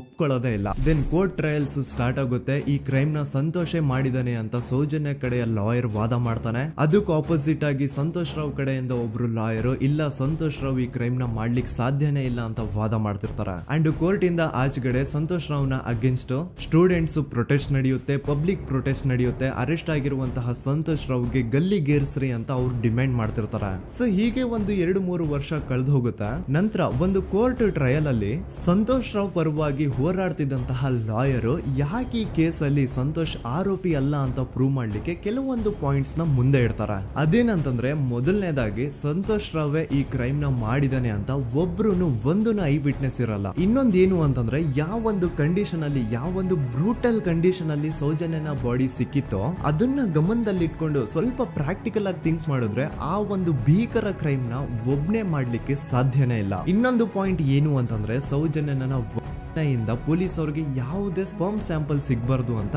6 ಇಂಚು ಅಷ್ಟು ಮಣ್ಣು ಹಾಕಿರ್ತಾರ. ಸೊ ಈಗ ನೀವೇ ಹೇಳಿ, ಮೆಂಟಲಿ ಇಲ್ಲಿರುವಂತಹ ಪರ್ಸನ್ಗೆ ಇಷ್ಟೊಂದು ಬುದ್ಧಿವಂತಿಕೆ ಇರುತ್ತಾ ಅನ್ಕೊಳ್ಳಿ. ಅಷ್ಟೊಂದು ಬುದ್ಧಿವಂತಿಕೆ ಅವ್ನಿಗಿದ್ರು ಆ ಕ್ರೈಮ್ ಮಾಡಾದ್ಮೇಲೆ ಅವನ ಆ ಊರಿಂದ ಓಡ್ ಹೋಗ್ಬೋದಾಗಿತ್ತು. ಆದ್ರೆ ಮತ್ತ್ಯಾಕೆ ಅವನು ಅದೇ ಊರಲ್ಲೇ ಇರ್ತಾನೆ. ಅಂಡ್ ಸೌಜನ್ಯ ಕೊನೆಯದಾಗಿ ಪ್ರಕೃತಿ ಹಾಸ್ಪಿಟಲ್ ಮುಂದ್ಗಡೆಯಿಂದ ನಡ್ಕೊಂಡು ಹೋಗ್ತಾ ಇರ್ಬೇಕಾದ್ರೆ ಆ ಪ್ರಕೃತಿ ಹಾಸ್ಪಿಟಲ್ ನ ಸೆಕ್ಯೂರಿಟಿ ಗಾರ್ಡ್ ನೋಡ್ತಾನೆ. ಅಂಡ್ ಪ್ರಕೃತಿ ಹಾಸ್ಪಿಟಲ್ ನ ಆಚೆಗಡೆ CCTV ಕ್ಯಾಮರಾನು ಇರುತ್ತೆ. ಸಡನ್ಲಿ ಆ CCTV ಫುಟೇಜ್ ಕೂಡ ಕಾಣೆ ಆಗ್ಬಿಡುತ್ತಾ. ಇನ್ನೊಂದೇನು ಅಂತಂದ್ರೆ, ಸೌಜನ್ಯ ಮರ್ಡರ್ ಆಗಿದ್ದು ನೆಕ್ಸ್ಟ್ ದಿನಾನೇ ಪೊಲೀಸ್ ಅವರು ಆರೋಪಿನ ಹಿಡಿದ್ರು. ಸೊ ಹಾಗಿದ್ದಾಗ ಆ ಕಲೆಕ್ಟ್ ಮಾಡಿರುವಂತಹ ಸ್ಪರ್ಮ್ ಸ್ಯಾಂಪಲ್ಸ್ ನ ಲ್ಯಾಬ್ ಗೆ ಕಳಿಸಿ ಇವನೇ ಆರೋಪಿ ಅಂತ ಕನ್ಫರ್ಮ್ ಮಾಡೋ ಬದಲಾಗಿ ಯಾಕೆ ಪೊಲೀಸ್ ಅವರು ಆ ಸ್ಪರ್ಮ್ ಸ್ಯಾಂಪಲ್ಸ್ ನ ತಮ್ಮ ಹತ್ರನೇ ಇಟ್ಕೊಂಡು 12 ದಿನವರೆಗೂ ಅದಕ್ಕೆ ಫಂಗಸ್ ಹಿಡಿಯೋವರೆಗೂ ಕಾದು ಆಮೇಲೆ ಅದನ್ನ ಲ್ಯಾಬ್ ಕಳಿಸಿದ್ರು. ಅಂಡ್ ಮೇನ್ ಇಂಪಾರ್ಟೆಂಟ್ ಆಗಿ ಸಂತೋಷ್ ರಾವ್ಗೆ ಒಂದು ಗುಪ್ತ ರೋಗ ಇರುತ್ತೆ, ಅದೇ ಫಿಮೋಸಿಸ್ ಅಂತ. ಈ ಕಾಯಿಲೆ ಏನು ಅಂತ ನಾನು ಈ ವಿಡಿಯೋದಲ್ಲಿ ಡೀಟೇಲ್ಡ್ ಆಗಿ ಎಕ್ಸ್ಪ್ಲೈನ್ ಮಾಡ್ಲಿಕ್ಕೆ ಆಗಲ್ಲ. ಜಸ್ಟ್ ತಿಳ್ಕೊಳ್ಳಿ, ಈ ಒಂದು ಕಾಯಿಲೆ ಇರೋರು ಇಂಟಿಮಸಿ ಮಾಡ್ಲಿಕ್ಕೆ ಆಗಲ್ಲ. ಇನ್ ಕೇಸ್ ಮಾಡಿದ್ರು ಅವರು ಸುಖ ಅಲ್ಲ ನರಕ ಕಾಣ್ತಾರ. ಸೊ ಇಷ್ಟೆಲ್ಲ ವ್ಯಾಲಿಡ್ ಪಾಯಿಂಟ್ಸ್, ಇಷ್ಟೆಲ್ಲ ಫ್ಯಾಕ್ಟ್ಸ್ ಕಣ್ ಮುಂದೆ ಇರಬೇಕಾದ್ರೆ ಸ್ಟಿಲ್ ಪೊಲೀಸ್ ಅವರು ಯಾಕೆ ಈ ಕ್ರೈಮ್ ನ ಸಂತೋಷ್ ರಾವೇ ಮಾಡಿದಾನೆ ಅಂತ ಇವನ್ ಹಿಂದೆ ಬಿದ್ದಿದ್ದಾರೆ. ಯಾಕೆ ಅವರು ಈ ಕ್ರೈಮ್ ಇವನ್ ಬಿಟ್ರೆ ಬೇರೆ ಯಾರಾದ್ರೂ ಮಾಡಿರ್ಬೋದಲ್ಲ ಅಂತ ಆ ಆಂಗಲ್ ಅಲ್ಲಿ ಇನ್ವೆಸ್ಟಿಗೇಷನ್ ಮಾಡ್ತಿಲ್ವಲ್ಲ ಅಂತ ಪೊಲೀಸ್ ಅವರ ಇನ್ವೆಸ್ಟಿಗೇಷನ್ ಮೇಲೆ ಈಗ ಕ್ವಶನ್ ಬರುತ್ತೆ. So after hearing all of this, ಎಲ್ಲರಿಗೂ ಈಗ ಪೊಲೀಸ್ ಅವರ ಇನ್ವೆಸ್ಟಿಗೇಷನ್ ಇನ್ವೆಸ್ಟಿಗೇಷನ್ ಮೇಲೆ ಡೌಟ್ ಬರುತ್ತೆ. ಅಂಡ್ ಈವನ್ ಸೌಜನ್ಯ ಅವ್ರ ಮನೆಯವರು ಕೂಡ ನಿಜವಾದ ಆರೋಪಿ ಸಂತೋಷ್ ಅಲ್ಲ ಅಂತ ತಮ್ಮ ಅಭಿಪ್ರಾಯನ ವ್ಯಕ್ತಪಡಿಸ್ತಾರೆ. ಆಗ ಅಲ್ಲಿವರೆಗೂ ಸಂತೋಷ್ ರಾವ್ನ ಗಲ್ಲಿಗೇರಿಸಿ ಅಂತ ಏನು student protest and public protest ಎಲ್ಲ ನಡೀತಾ ಇತ್ತು, ಈಗ ಅದೆಲ್ಲ ನಿಂತು ಹೋಗಿ ಎಲ್ಲಾ ಹೇಟ್ರೇಡ್ ಪೊಲೀಸ್ ಅವ್ರ ಕಡೆಗೆ ಹೋಗುತ್ತೆ. ಪೊಲೀಸ್ ಅವರು ಈ ಕೇಸಲ್ಲಿ ಕರಪ್ಟ್ ಆಗಿದ್ದಾರೆ, ಪೊಲೀಸ್ ಅವರೇ ಸತ್ಯ ಮುಚ್ಚಿಡ್ಲಿಕ್ಕೆ ಟ್ರೈ ಮಾಡ್ತಿದ್ದಾರೆ. ಹಾಗಾಗಿ ಈ ಕೇಸ್ ನ ಇನ್ಮುಂದೆ ಪೊಲೀಸ್ ಅವರಲ್ಲದೆ ಸಿಬಿಐ ಅವರು ಇನ್ವೆಸ್ಟಿಗೇಷನ್ ಮಾಡಬೇಕು, ಈ ಕೇಸ್ ನ ಸಿಬಿಐ ಒಪ್ಸಿ ಅಂತ ಅಗೇನ್ ಪ್ರೊಟೆಸ್ಟ್ ಗಳು ಸ್ಟಾರ್ಟ್ ಆಗ್ತವೆ. ಸೊ ಧರ್ಮಸ್ಥಳದಲ್ಲಿ ಇಷ್ಟೊಂದು ಹೋರಾಟಗಳಾಗ್ತಿದಾವೆ, ಒಬ್ಳು ಹುಡುಗಿ ಜೊತೆ ಇಷ್ಟೊಂದು ಅನ್ಯಾಯ ಆಗಿದೆ, ಆದ್ರೂ ಸಹ ಧರ್ಮಾಧಿಕಾರಿ ಏನು ಮಾತೇ ಆಡ್ತಿಲ್ವಲ್ಲ ಈ ಹುಡುಗಿ ಬಗ್ಗೆ ಅಂತ ಜನರು ಪ್ರಶ್ನೆ ಮಾಡಿದಾಗ ಆಗ ಧರ್ಮಾಧಿಕಾರಿನೂ ಜನರು ಮುಂದೆ ಬಂದ್ಬಿಟ್ಟು ಈ ಕೇಸ್ ನ ಸಿಬಿಐ ಒಪ್ಸಿ ಅಂತ ಹೋರಾಟ ಮಾಡ್ತಾರ. ನಂತರ ಈ ಒಂದು ಕೇಸು ಪೊಲೀಸ್ ಅವರಿಂದ ಸಿಬಿಐ ಕೈಗೆ ಹೋಗುತ್ತೆ. ಸಿಬಿಐ ಕೈಗೆ ಹೋಗಿದ ತಕ್ಷಣ ಇಲ್ಲೇನು ಸತ್ಯ ಹೊರಗೆ ಬಂದಿಲ್ಲ. ಆ ಸಿಬಿಐ ಅವರು 3-4 ವರ್ಷ ಟೈಮ್ ತಗೊಂಡು ಮತ್ತೆ ಈ ಒಂದು ಕೇಸ್ ನ ರೀ ಇನ್ವೆಸ್ಟಿಗೇಷನ್ ಮಾಡ್ತಾರ. ಆದ್ರೆ ಅಲ್ಲೇನು ಇನ್ವೆಸ್ಟಿಗೇಷನ್ ಮಾಡ್ಲಿಕ್ಕೆ ಉಳ್ದೇ ಇರಲ್ಲ. ಆ ಪೊಲೀಸ್ ಅವರು ಅವ್ರ ಕೈಯಲ್ಲಿ ಈ ಕೇಸು ಇದ್ದಷ್ಟು ದಿನ ಎಷ್ಟಾಗುತ್ತೋ ಅಷ್ಟು ಎವಿಡೆನ್ಸ್ ನ ಡೆಸ್ಟ್ರಾಯ್ ಮಾಡ್ಬಿಟ್ಟಿರ್ತಾರ. ಸೊ ಹಾಗಾಗಿ ಅಲ್ಲಿ ಸಿಬಿಐ ಅವ್ರಿಗೆ ಇನ್ವೆಸ್ಟಿಗೇಷನ್ ಮಾಡ್ಲಿಕ್ಕೆ ಏನ್ ಉಳ್ದೇ ಇರಲ್ಲ. ಆದ್ರೂ ಸ್ಟಿಲ್ ಅವರು 3-4 ಇಯರ್ಸ್ ಟೈಮ್ ತಗೊಂಡು ನಂತರ ಫೈನಲಿ ಒಂದು ರಿಪೋರ್ಟ್ ನ ಕೋರ್ಟ್ ಗೆ ಸಬ್ಮಿಟ್ ಮಾಡ್ತಾರ. ಅಂಡ್ ಸಿಬಿಐ ಅವರು ಕೋರ್ಟ್ ಗೆ ಸಬ್ಮಿಟ್ ಮಾಡಿರುವಂತಹ ಆ ಒಂದು ರಿಪೋರ್ಟ್ ಅಲ್ಲಿ ಏನಿತ್ತು ಅಂದ್ರೆ ಸಿಬಿಐ ಇನ್ವೆಸ್ಟಿಗೇಷನ್ ಕನ್ಫರ್ಮ್ಸ್ ದಟ್ ಈ ಒಂದು ಕ್ರೈಮ್ ನ ಸಂತೋಷ್ ರಾವೇ ಮಾಡಿದಾನೆ ಅಂತ. ಆದ್ರೆ ಐರಾನಿ ಈಸ್ ಇದೇ ಒಂದು ರಿಪೋರ್ಟ್ ಅಲ್ಲಿ ಇವ್ರು ಏನ್ ಹೇಳ್ತಾರೆ ಅಂದ್ರೆ ಅವ್ರಿಗೆ ಯಾವುದೇ ತರ ಎವಿಡೆನ್ಸ್ ಸಿಕ್ಕಿಲ್ಲ ಅಂತ. ಯಾಕಂದ್ರೆ ಈ ಸೌಜನ್ಯ ಕೇಸು ಪೊಲೀಸ್ ಅವ್ರ ಕೈಯಲ್ಲಿ ಇದ್ದಾಗ ಪೊಲೀಸ್ ಅವರು ತಮ್ಮ ನಿರ್ಲಕ್ಷ್ಯದಿಂದ ಎಲ್ಲಾ ಎವಿಡೆನ್ಸ್ ನ ಕಳ್ಕೊಂಡ್ಬಿಟ್ಟಿರ್ತಾರೆ. ಅಂತದ್ರಲ್ಲಿ ಯಾವ ಒಂದು ಆಧಾರದ ಮೇಲೆ ಇವರು ಸಂತೋಷ್ ರಾವೇ ಈ ಕ್ರೈಮ್ ನ ಮಾಡಿದ್ದಾರೆ ಅಂತ ಕ್ವಶನ್ ಮಾಡಿದಾಗ ಸಿಬಿಐ ಅವ್ರ ಕಡೆಯಿಂದ ನೋ ಆನ್ಸರ್. ನೋಡಿ, ಮೊದ್ಲು ಈ ಒಂದು ಕೇಸ್ ನ ಪೊಲೀಸ್ ಅವರು ಇನ್ವೆಸ್ಟಿಗೇಷನ್ ಮಾಡಿ ನಂತರ ಈ ಒಂದು ಕೇಸು ಸಿಬಿಐ ಅವ್ರ ಕೈಗೆ ಹೋಗಿ ಅವರು 3-4 ವರ್ಷ ಟೈಮ್ ತಗೊಂಡು ಇನ್ವೆಸ್ಟಿಗೇಷನ್ ಮಾಡಿ ದೆನ್ ಫೈನಲ್ ರಿಪೋರ್ಟ್ ನ ಕೋರ್ಟ್ ಗೆ ಸಬ್ಮಿಟ್ ಮಾಡೋಷ್ಟ್ರಲ್ಲಿ ಸುಮಾರು 5-6 ವರ್ಷ ಕಳೆದು ಹೋಗಿರುತ್ತೆ. ಅಂಡ್ ಸ್ಟಿಲ್ ಈ ಒಂದು ಕೇಸಲ್ಲಿ ಏನೂ ಕನ್ಕ್ಲೂಷನ್ ಸಿಕ್ಕಿರಲ್ಲ. ಎವ್ರಿ ಇಯರ್ ಸೌಜನ್ಯನ ಬರ್ತ್ಡೇ ಇದ್ದಾಗ ಅಥವಾ ತಿಥಿ ಇದ್ದಾಗ ಅವಳನ್ನ ನೆನೆಸ್ಕೊಂಡು ಅವಳ ಹೆಸರಲ್ಲಿ public protest and student protest ನಡೀತಾನೆ ಇರ್ತವೆ. ಸೊ ಒಂದು ದಿನ ಈ ಒಂದು ಪ್ರೊಟೆಸ್ಟ್ ಗಳ ನ್ಯೂಸ್ ಗಿರೀಶ್ ಮುಟ್ಟಣ್ಣನವರ ಗಮನಕ್ಕೆ ಬರುತ್ತೆ. ಯಾರೀ ಗಿರೀಶ್ ಮುಟ್ಟಣ್ಣನವರ ಅಂದ್ರೆ ಇವರು very honest X police man. ನೀವು ನಂಬಲ್ಲ, ಇವ್ರು ಪೊಲೀಸ್ ಆಫೀಸರ್ ಇದ್ದಾಗ ಪಬ್ಲಿಕ್ ಅಲ್ಲಿ ಒಬ್ಬ MLA ಹೊಡೆದಿರ್ತಾರ. ಅಷ್ಟೇ ಅಲ್ಲ, ಪೊಲೀಸ್ ಡಿಪಾರ್ಟ್ಮೆಂಟ್ ಅಲ್ಲಿ ಕರಪ್ಷನ್ ಇದೆ, ಕರಪ್ಷನ್ ಇದ್ದಿದ್ ಕಡೆ ನಾನ್ ಇರಲ್ಲ ಅಂತ ಹೇಳ್ಬಿಟ್ಟು ತಮ್ಮ ಪೊಲೀಸ್ ಡ್ಯೂಟಿನ ಬಿಟ್ಬಿಟ್ಟು ಈಗ ಸಮಾಜದಲ್ಲಿ ಏನೇ ಅನ್ಯಾಯ ಆಗಿದ್ರು ಅದ್ರ ಅಗೇನ್ಸ್ಟ್ ವಾಯ್ಸ್ ರೈಸ್ ಮಾಡ್ತಿದಾರ. ಸೊ ಈ ಗಿರೀಶ್ ಮುಟ್ಟಣ್ಣನವರಿಗೆ ಸೌಜನ್ಯ ಕೇಸ್ ಬಗ್ಗೆ ಗೊತ್ತಾದಾಗ ಅವ್ರಿಗೆ ಈ ಕೇಸು ತುಂಬಾನೇ ಕಾಡುತ್ತೆ. ಅಲ್ಲ, ಇಷ್ಟೊಂದು ವರ್ಷಗಳಾಗೋಯ್ತು ಆ ಹುಡುಗಿ ಜೊತೆ ಅನ್ಯಾಯ ಆಗಿ, ಸ್ಟಿಲ್ ಈ ಒಂದು ಕೇಸ್ ನ ಕನ್ಕ್ಲೂಷನ್ ಸಿಕ್ತಿಲ್ವಲ್ಲ, ಏನ್ ನಡೀತಿದೆ ಧರ್ಮಸ್ಥಳದಲ್ಲಿ ಅರ್ಥ ಆಗ್ತಿಲ್ವಲ್ಲ ಅಂತ ಈ ಗಿರೀಶ್ ಅವರು ತಮ್ಮ ಹಳೆ ಪೊಲೀಸ್ ಕಾಂಟ್ಯಾಕ್ಟ್ಸ್ ನ ಯೂಸ್ ಮಾಡ್ಕೊಂಡು ಆ ಸೌಜನ್ಯ ಕೇಸ್ ಫೈಲ್ ನ ಒಂದು ಕಾಪಿನ ತಮ್ಮ ಹತ್ರ ತರಿಸ್ಕೋತಾರ. ಆ ಒಂದು ಕೇಸ್ ಫೈಲ್ ಅಲ್ಲಿ ಸೌಜನ್ಯ ಬಗ್ಗೆ ಅಷ್ಟೇ ಅಲ್ಲದೆ ಸಂತೋಷ್ ರಾವ್ ಬಗ್ಗೆನೂ ಇನ್ಫಾರ್ಮೇಶನ್ ಇರುತ್ತೆ. ಅಂಡ್ ಗಿರೀಶ್ ಅವರು ಸಂತೋಷ್ ಬಗ್ಗೆ ಇರುವಂತಹ ಇನ್ಫಾರ್ಮೇಶನ್ ನೋಡ್ತಾ ಇರ್ಬೇಕಾದ್ರೆ ಅವರು ಒಂದು ವಿಷಯನ ನೋಟಿಸ್ ಮಾಡ್ತಾರ. ಅದೇನಂತಂದ್ರೆ ಪೊಲೀಸ್ ಅವರು ಸಂತೋಷ್ ರಾವ್ನ ಬರೀ ಸೌಜನ್ಯ ಕೇಸಲ್ಲಿ ಒಂದೇ ಫಿಟ್ ಮಾಡಿರಲ್ಲ, ಸೌಜನ್ಯ ಸಾಯೋಕ್ಕಿಂತ 20 ದಿನ ಹಿಂದೆ ಧರ್ಮಸ್ಥಳದಲ್ಲೇ ನಡೆದಿರುವಂತಹ ಒಂದು ಕ್ರೈಮ್ ಅಲ್ಲಿನೂ ಸಹ ಸಂತೋಷ್ ರಾವೇ ಆರೋಪಿ ಅಂತ ಮೆನ್ಷನ್ ಮಾಡಿರ್ತಾರ. ಸೊ ಸೌಜನ್ಯ ಕೇಸ್ ಬಿಟ್ಟು ಆ ಇನ್ನೊಂದು ಕೇಸ್ ಯಾವುದು, ಅದಕ್ಕೂ ಸಂತೋಷ್ಗೂ ಏನ್ ಸಂಬಂಧ, ಅದ್ರಲ್ಲಿ ಯಾಕೆ ಸಂತೋಷ್ನ ಪೊಲೀಸ್ ಅವರು ಫಿಟ್ ಮಾಡಿದ್ರು ಅಂತ ಪ್ರತಿಯೊಂದು ಹೇಳ್ತೀನಿ. ಆದ್ರೆ ನಾನಿಲ್ಲಿ ಯಾರ್ದು ರಿಯಲ್ ನೇಮ್ಸ್ ನ ಬಳಸಲ್ಲ. ಯಾಕಂದ್ರೆ ಮುಂದೆ ಕೇಸಲ್ಲಿ ತುಂಬಾ ದೊಡ್ಡ ಪವರ್ಫುಲ್ ವ್ಯಕ್ತಿಗಳ ಹೆಸರುಗಳು ಬರ್ತವೆ. ಅಂಡ್ ನನ್ ವಿಡಿಯೋ ಯೂಟ್ಯೂಬ್ ಇಂದ ಡಿಲೀಟ್ ಆಗೋದು ನನ್ಗೆ ಇಷ್ಟ ಇಲ್ಲ. ಹಾಗಾಗಿ ನಾನಿಲ್ಲಿ ಯಾರ್ದು ರಿಯಲ್ ನೇಮ್ಸ್ ನ ಬಳಸ್ತಿಲ್ಲ. ಬಟ್ ಯಾರ ಬಗ್ಗೆ ಹೇಳ್ತಿದ್ದೀನಿ ಅಂತ ಒಂದ್ ಸ್ವಲ್ಪ ನೀವೇ ಅರ್ಥ ಮಾಡ್ಕೊಳ್ಳಿ. ನೋಡಿ, ಧರ್ಮಸ್ಥಳದಲ್ಲಿ ಮಾಫಿಯಾ ಕೈಂಡ್ ಆಫ್ ನಡೆಸ್ತಿರುವಂತಹ ಒಂದು ವೆರಿ ಪವರ್ಫುಲ್ ಗೌಡ್ರು ಕುಟುಂಬ ಇದೆ. ಇವ್ರ ಹತ್ರ ಬೇಜನ್ ಆಸ್ತಿ, ಬೇಜನ್ ದುಡ್ಡು, ಬೇಜನ್ ಪವರ್, ಬೇಜನ್ ಇನ್ಫ್ಲೂಯೆನ್ಸ್ ಎಲ್ಲಾನು ಇದೆ. ಆ ಊರಲ್ಲಿ ಈ ಗೌಡ್ರು ಕುಟುಂಬದ್ದು ಎಷ್ಟೊಂದು ಕಂಟ್ರೋಲ್ ಇದೆ ಅಂತಂದ್ರೆ ಅವ್ರನ್ನ ಎದುರು ಹಾಕೊಳ್ಳೋರೆ ಯಾರು ಇಲ್ಲ. ಅಂಡ್ ಈ ಒಂದು ಗೌಡ್ರು ಕುಟುಂಬ ಒಂದು ಪ್ರೈವೇಟ್ ಟ್ರಸ್ಟ್ ಹೆಸರಲ್ಲಿ ಒಂದು ವೆರಿ ಪಾಪ್ಯುಲರ್ ದೇವಸ್ಥಾನನ ಸುಮಾರು ವರ್ಷಗಳಿಂದ ತಲೆ ಮಾರುಗಳಿಂದನೂ ನಡ್ಸ್ಕೊಂಡ್ ಬಂದಿರ್ತಾರ. ಅದೇ ಒಂದು ದೇವಸ್ಥಾನದಲ್ಲಿ 60 ವರ್ಷ ವಯಸ್ಸಾಗಿರುವಂತಹ ನಾರಾಯಣ ಅನ್ನೋ ಒಬ್ಬ ವ್ಯಕ್ತಿ ಮಾವುತನಾಗಿ ಕೆಲಸ ಮಾಡ್ತಿರ್ತಾನೆ. ನಾರಾಯಣ ಅವ್ರ ತಂದೆನೂ ಅದೇ ದೇವಸ್ಥಾನದಲ್ಲಿ ಮಾವುತಾಗಿ ಕೆಲಸ ಮಾಡ್ತಾ ಇದ್ರು, ಅವ್ರ ತಂದೆನೂ ಅದೇ ದೇವಸ್ಥಾನದಲ್ಲಿ ಮಾವುತಾಗಿ ಕೆಲಸ ಮಾಡ್ತಾ ಇದ್ರು. ಸೊ ಹೀಗೆ ತಲೆ ಮಾರುಗಳಿಂದ ಮಾವುತ ಆಗಿನೇ ನಾರಾಯಣನ ಕುಟುಂಬ ಆ ಒಂದು ದೇವಸ್ಥಾನದಲ್ಲಿ ಕೆಲಸ ಮಾಡ್ತಾ ಇರುತ್ತೆ. ಸೊ ಒಮ್ಮೆ ತುಂಬಾ ವರ್ಷಗಳ ಹಿಂದೆ ನಾರಾಯಣ ಅವ್ರ ತಂದೆ ಆ ದೇವಸ್ಥಾನದಲ್ಲಿ ಮಾವುತಾಗಿ ಕೆಲಸ ಮಾಡ್ತಾ ಇರ್ಬೇಕಾದ್ರೆ ಆಗಿನ ದೇವಸ್ಥಾನದ ಧರ್ಮಾಧಿಕಾರಿ ಆ ಮಾವುತನ ಕೆಲ್ಸದ ಮೇಲೆ ಇರುವಂತಹ ನಿಷ್ಠೆ, ಅವನ ನಿಯತ್ತು ಅಂಡ್ ಅಂಡ್ ತಲೆಮಾರುಗಳಿಂದ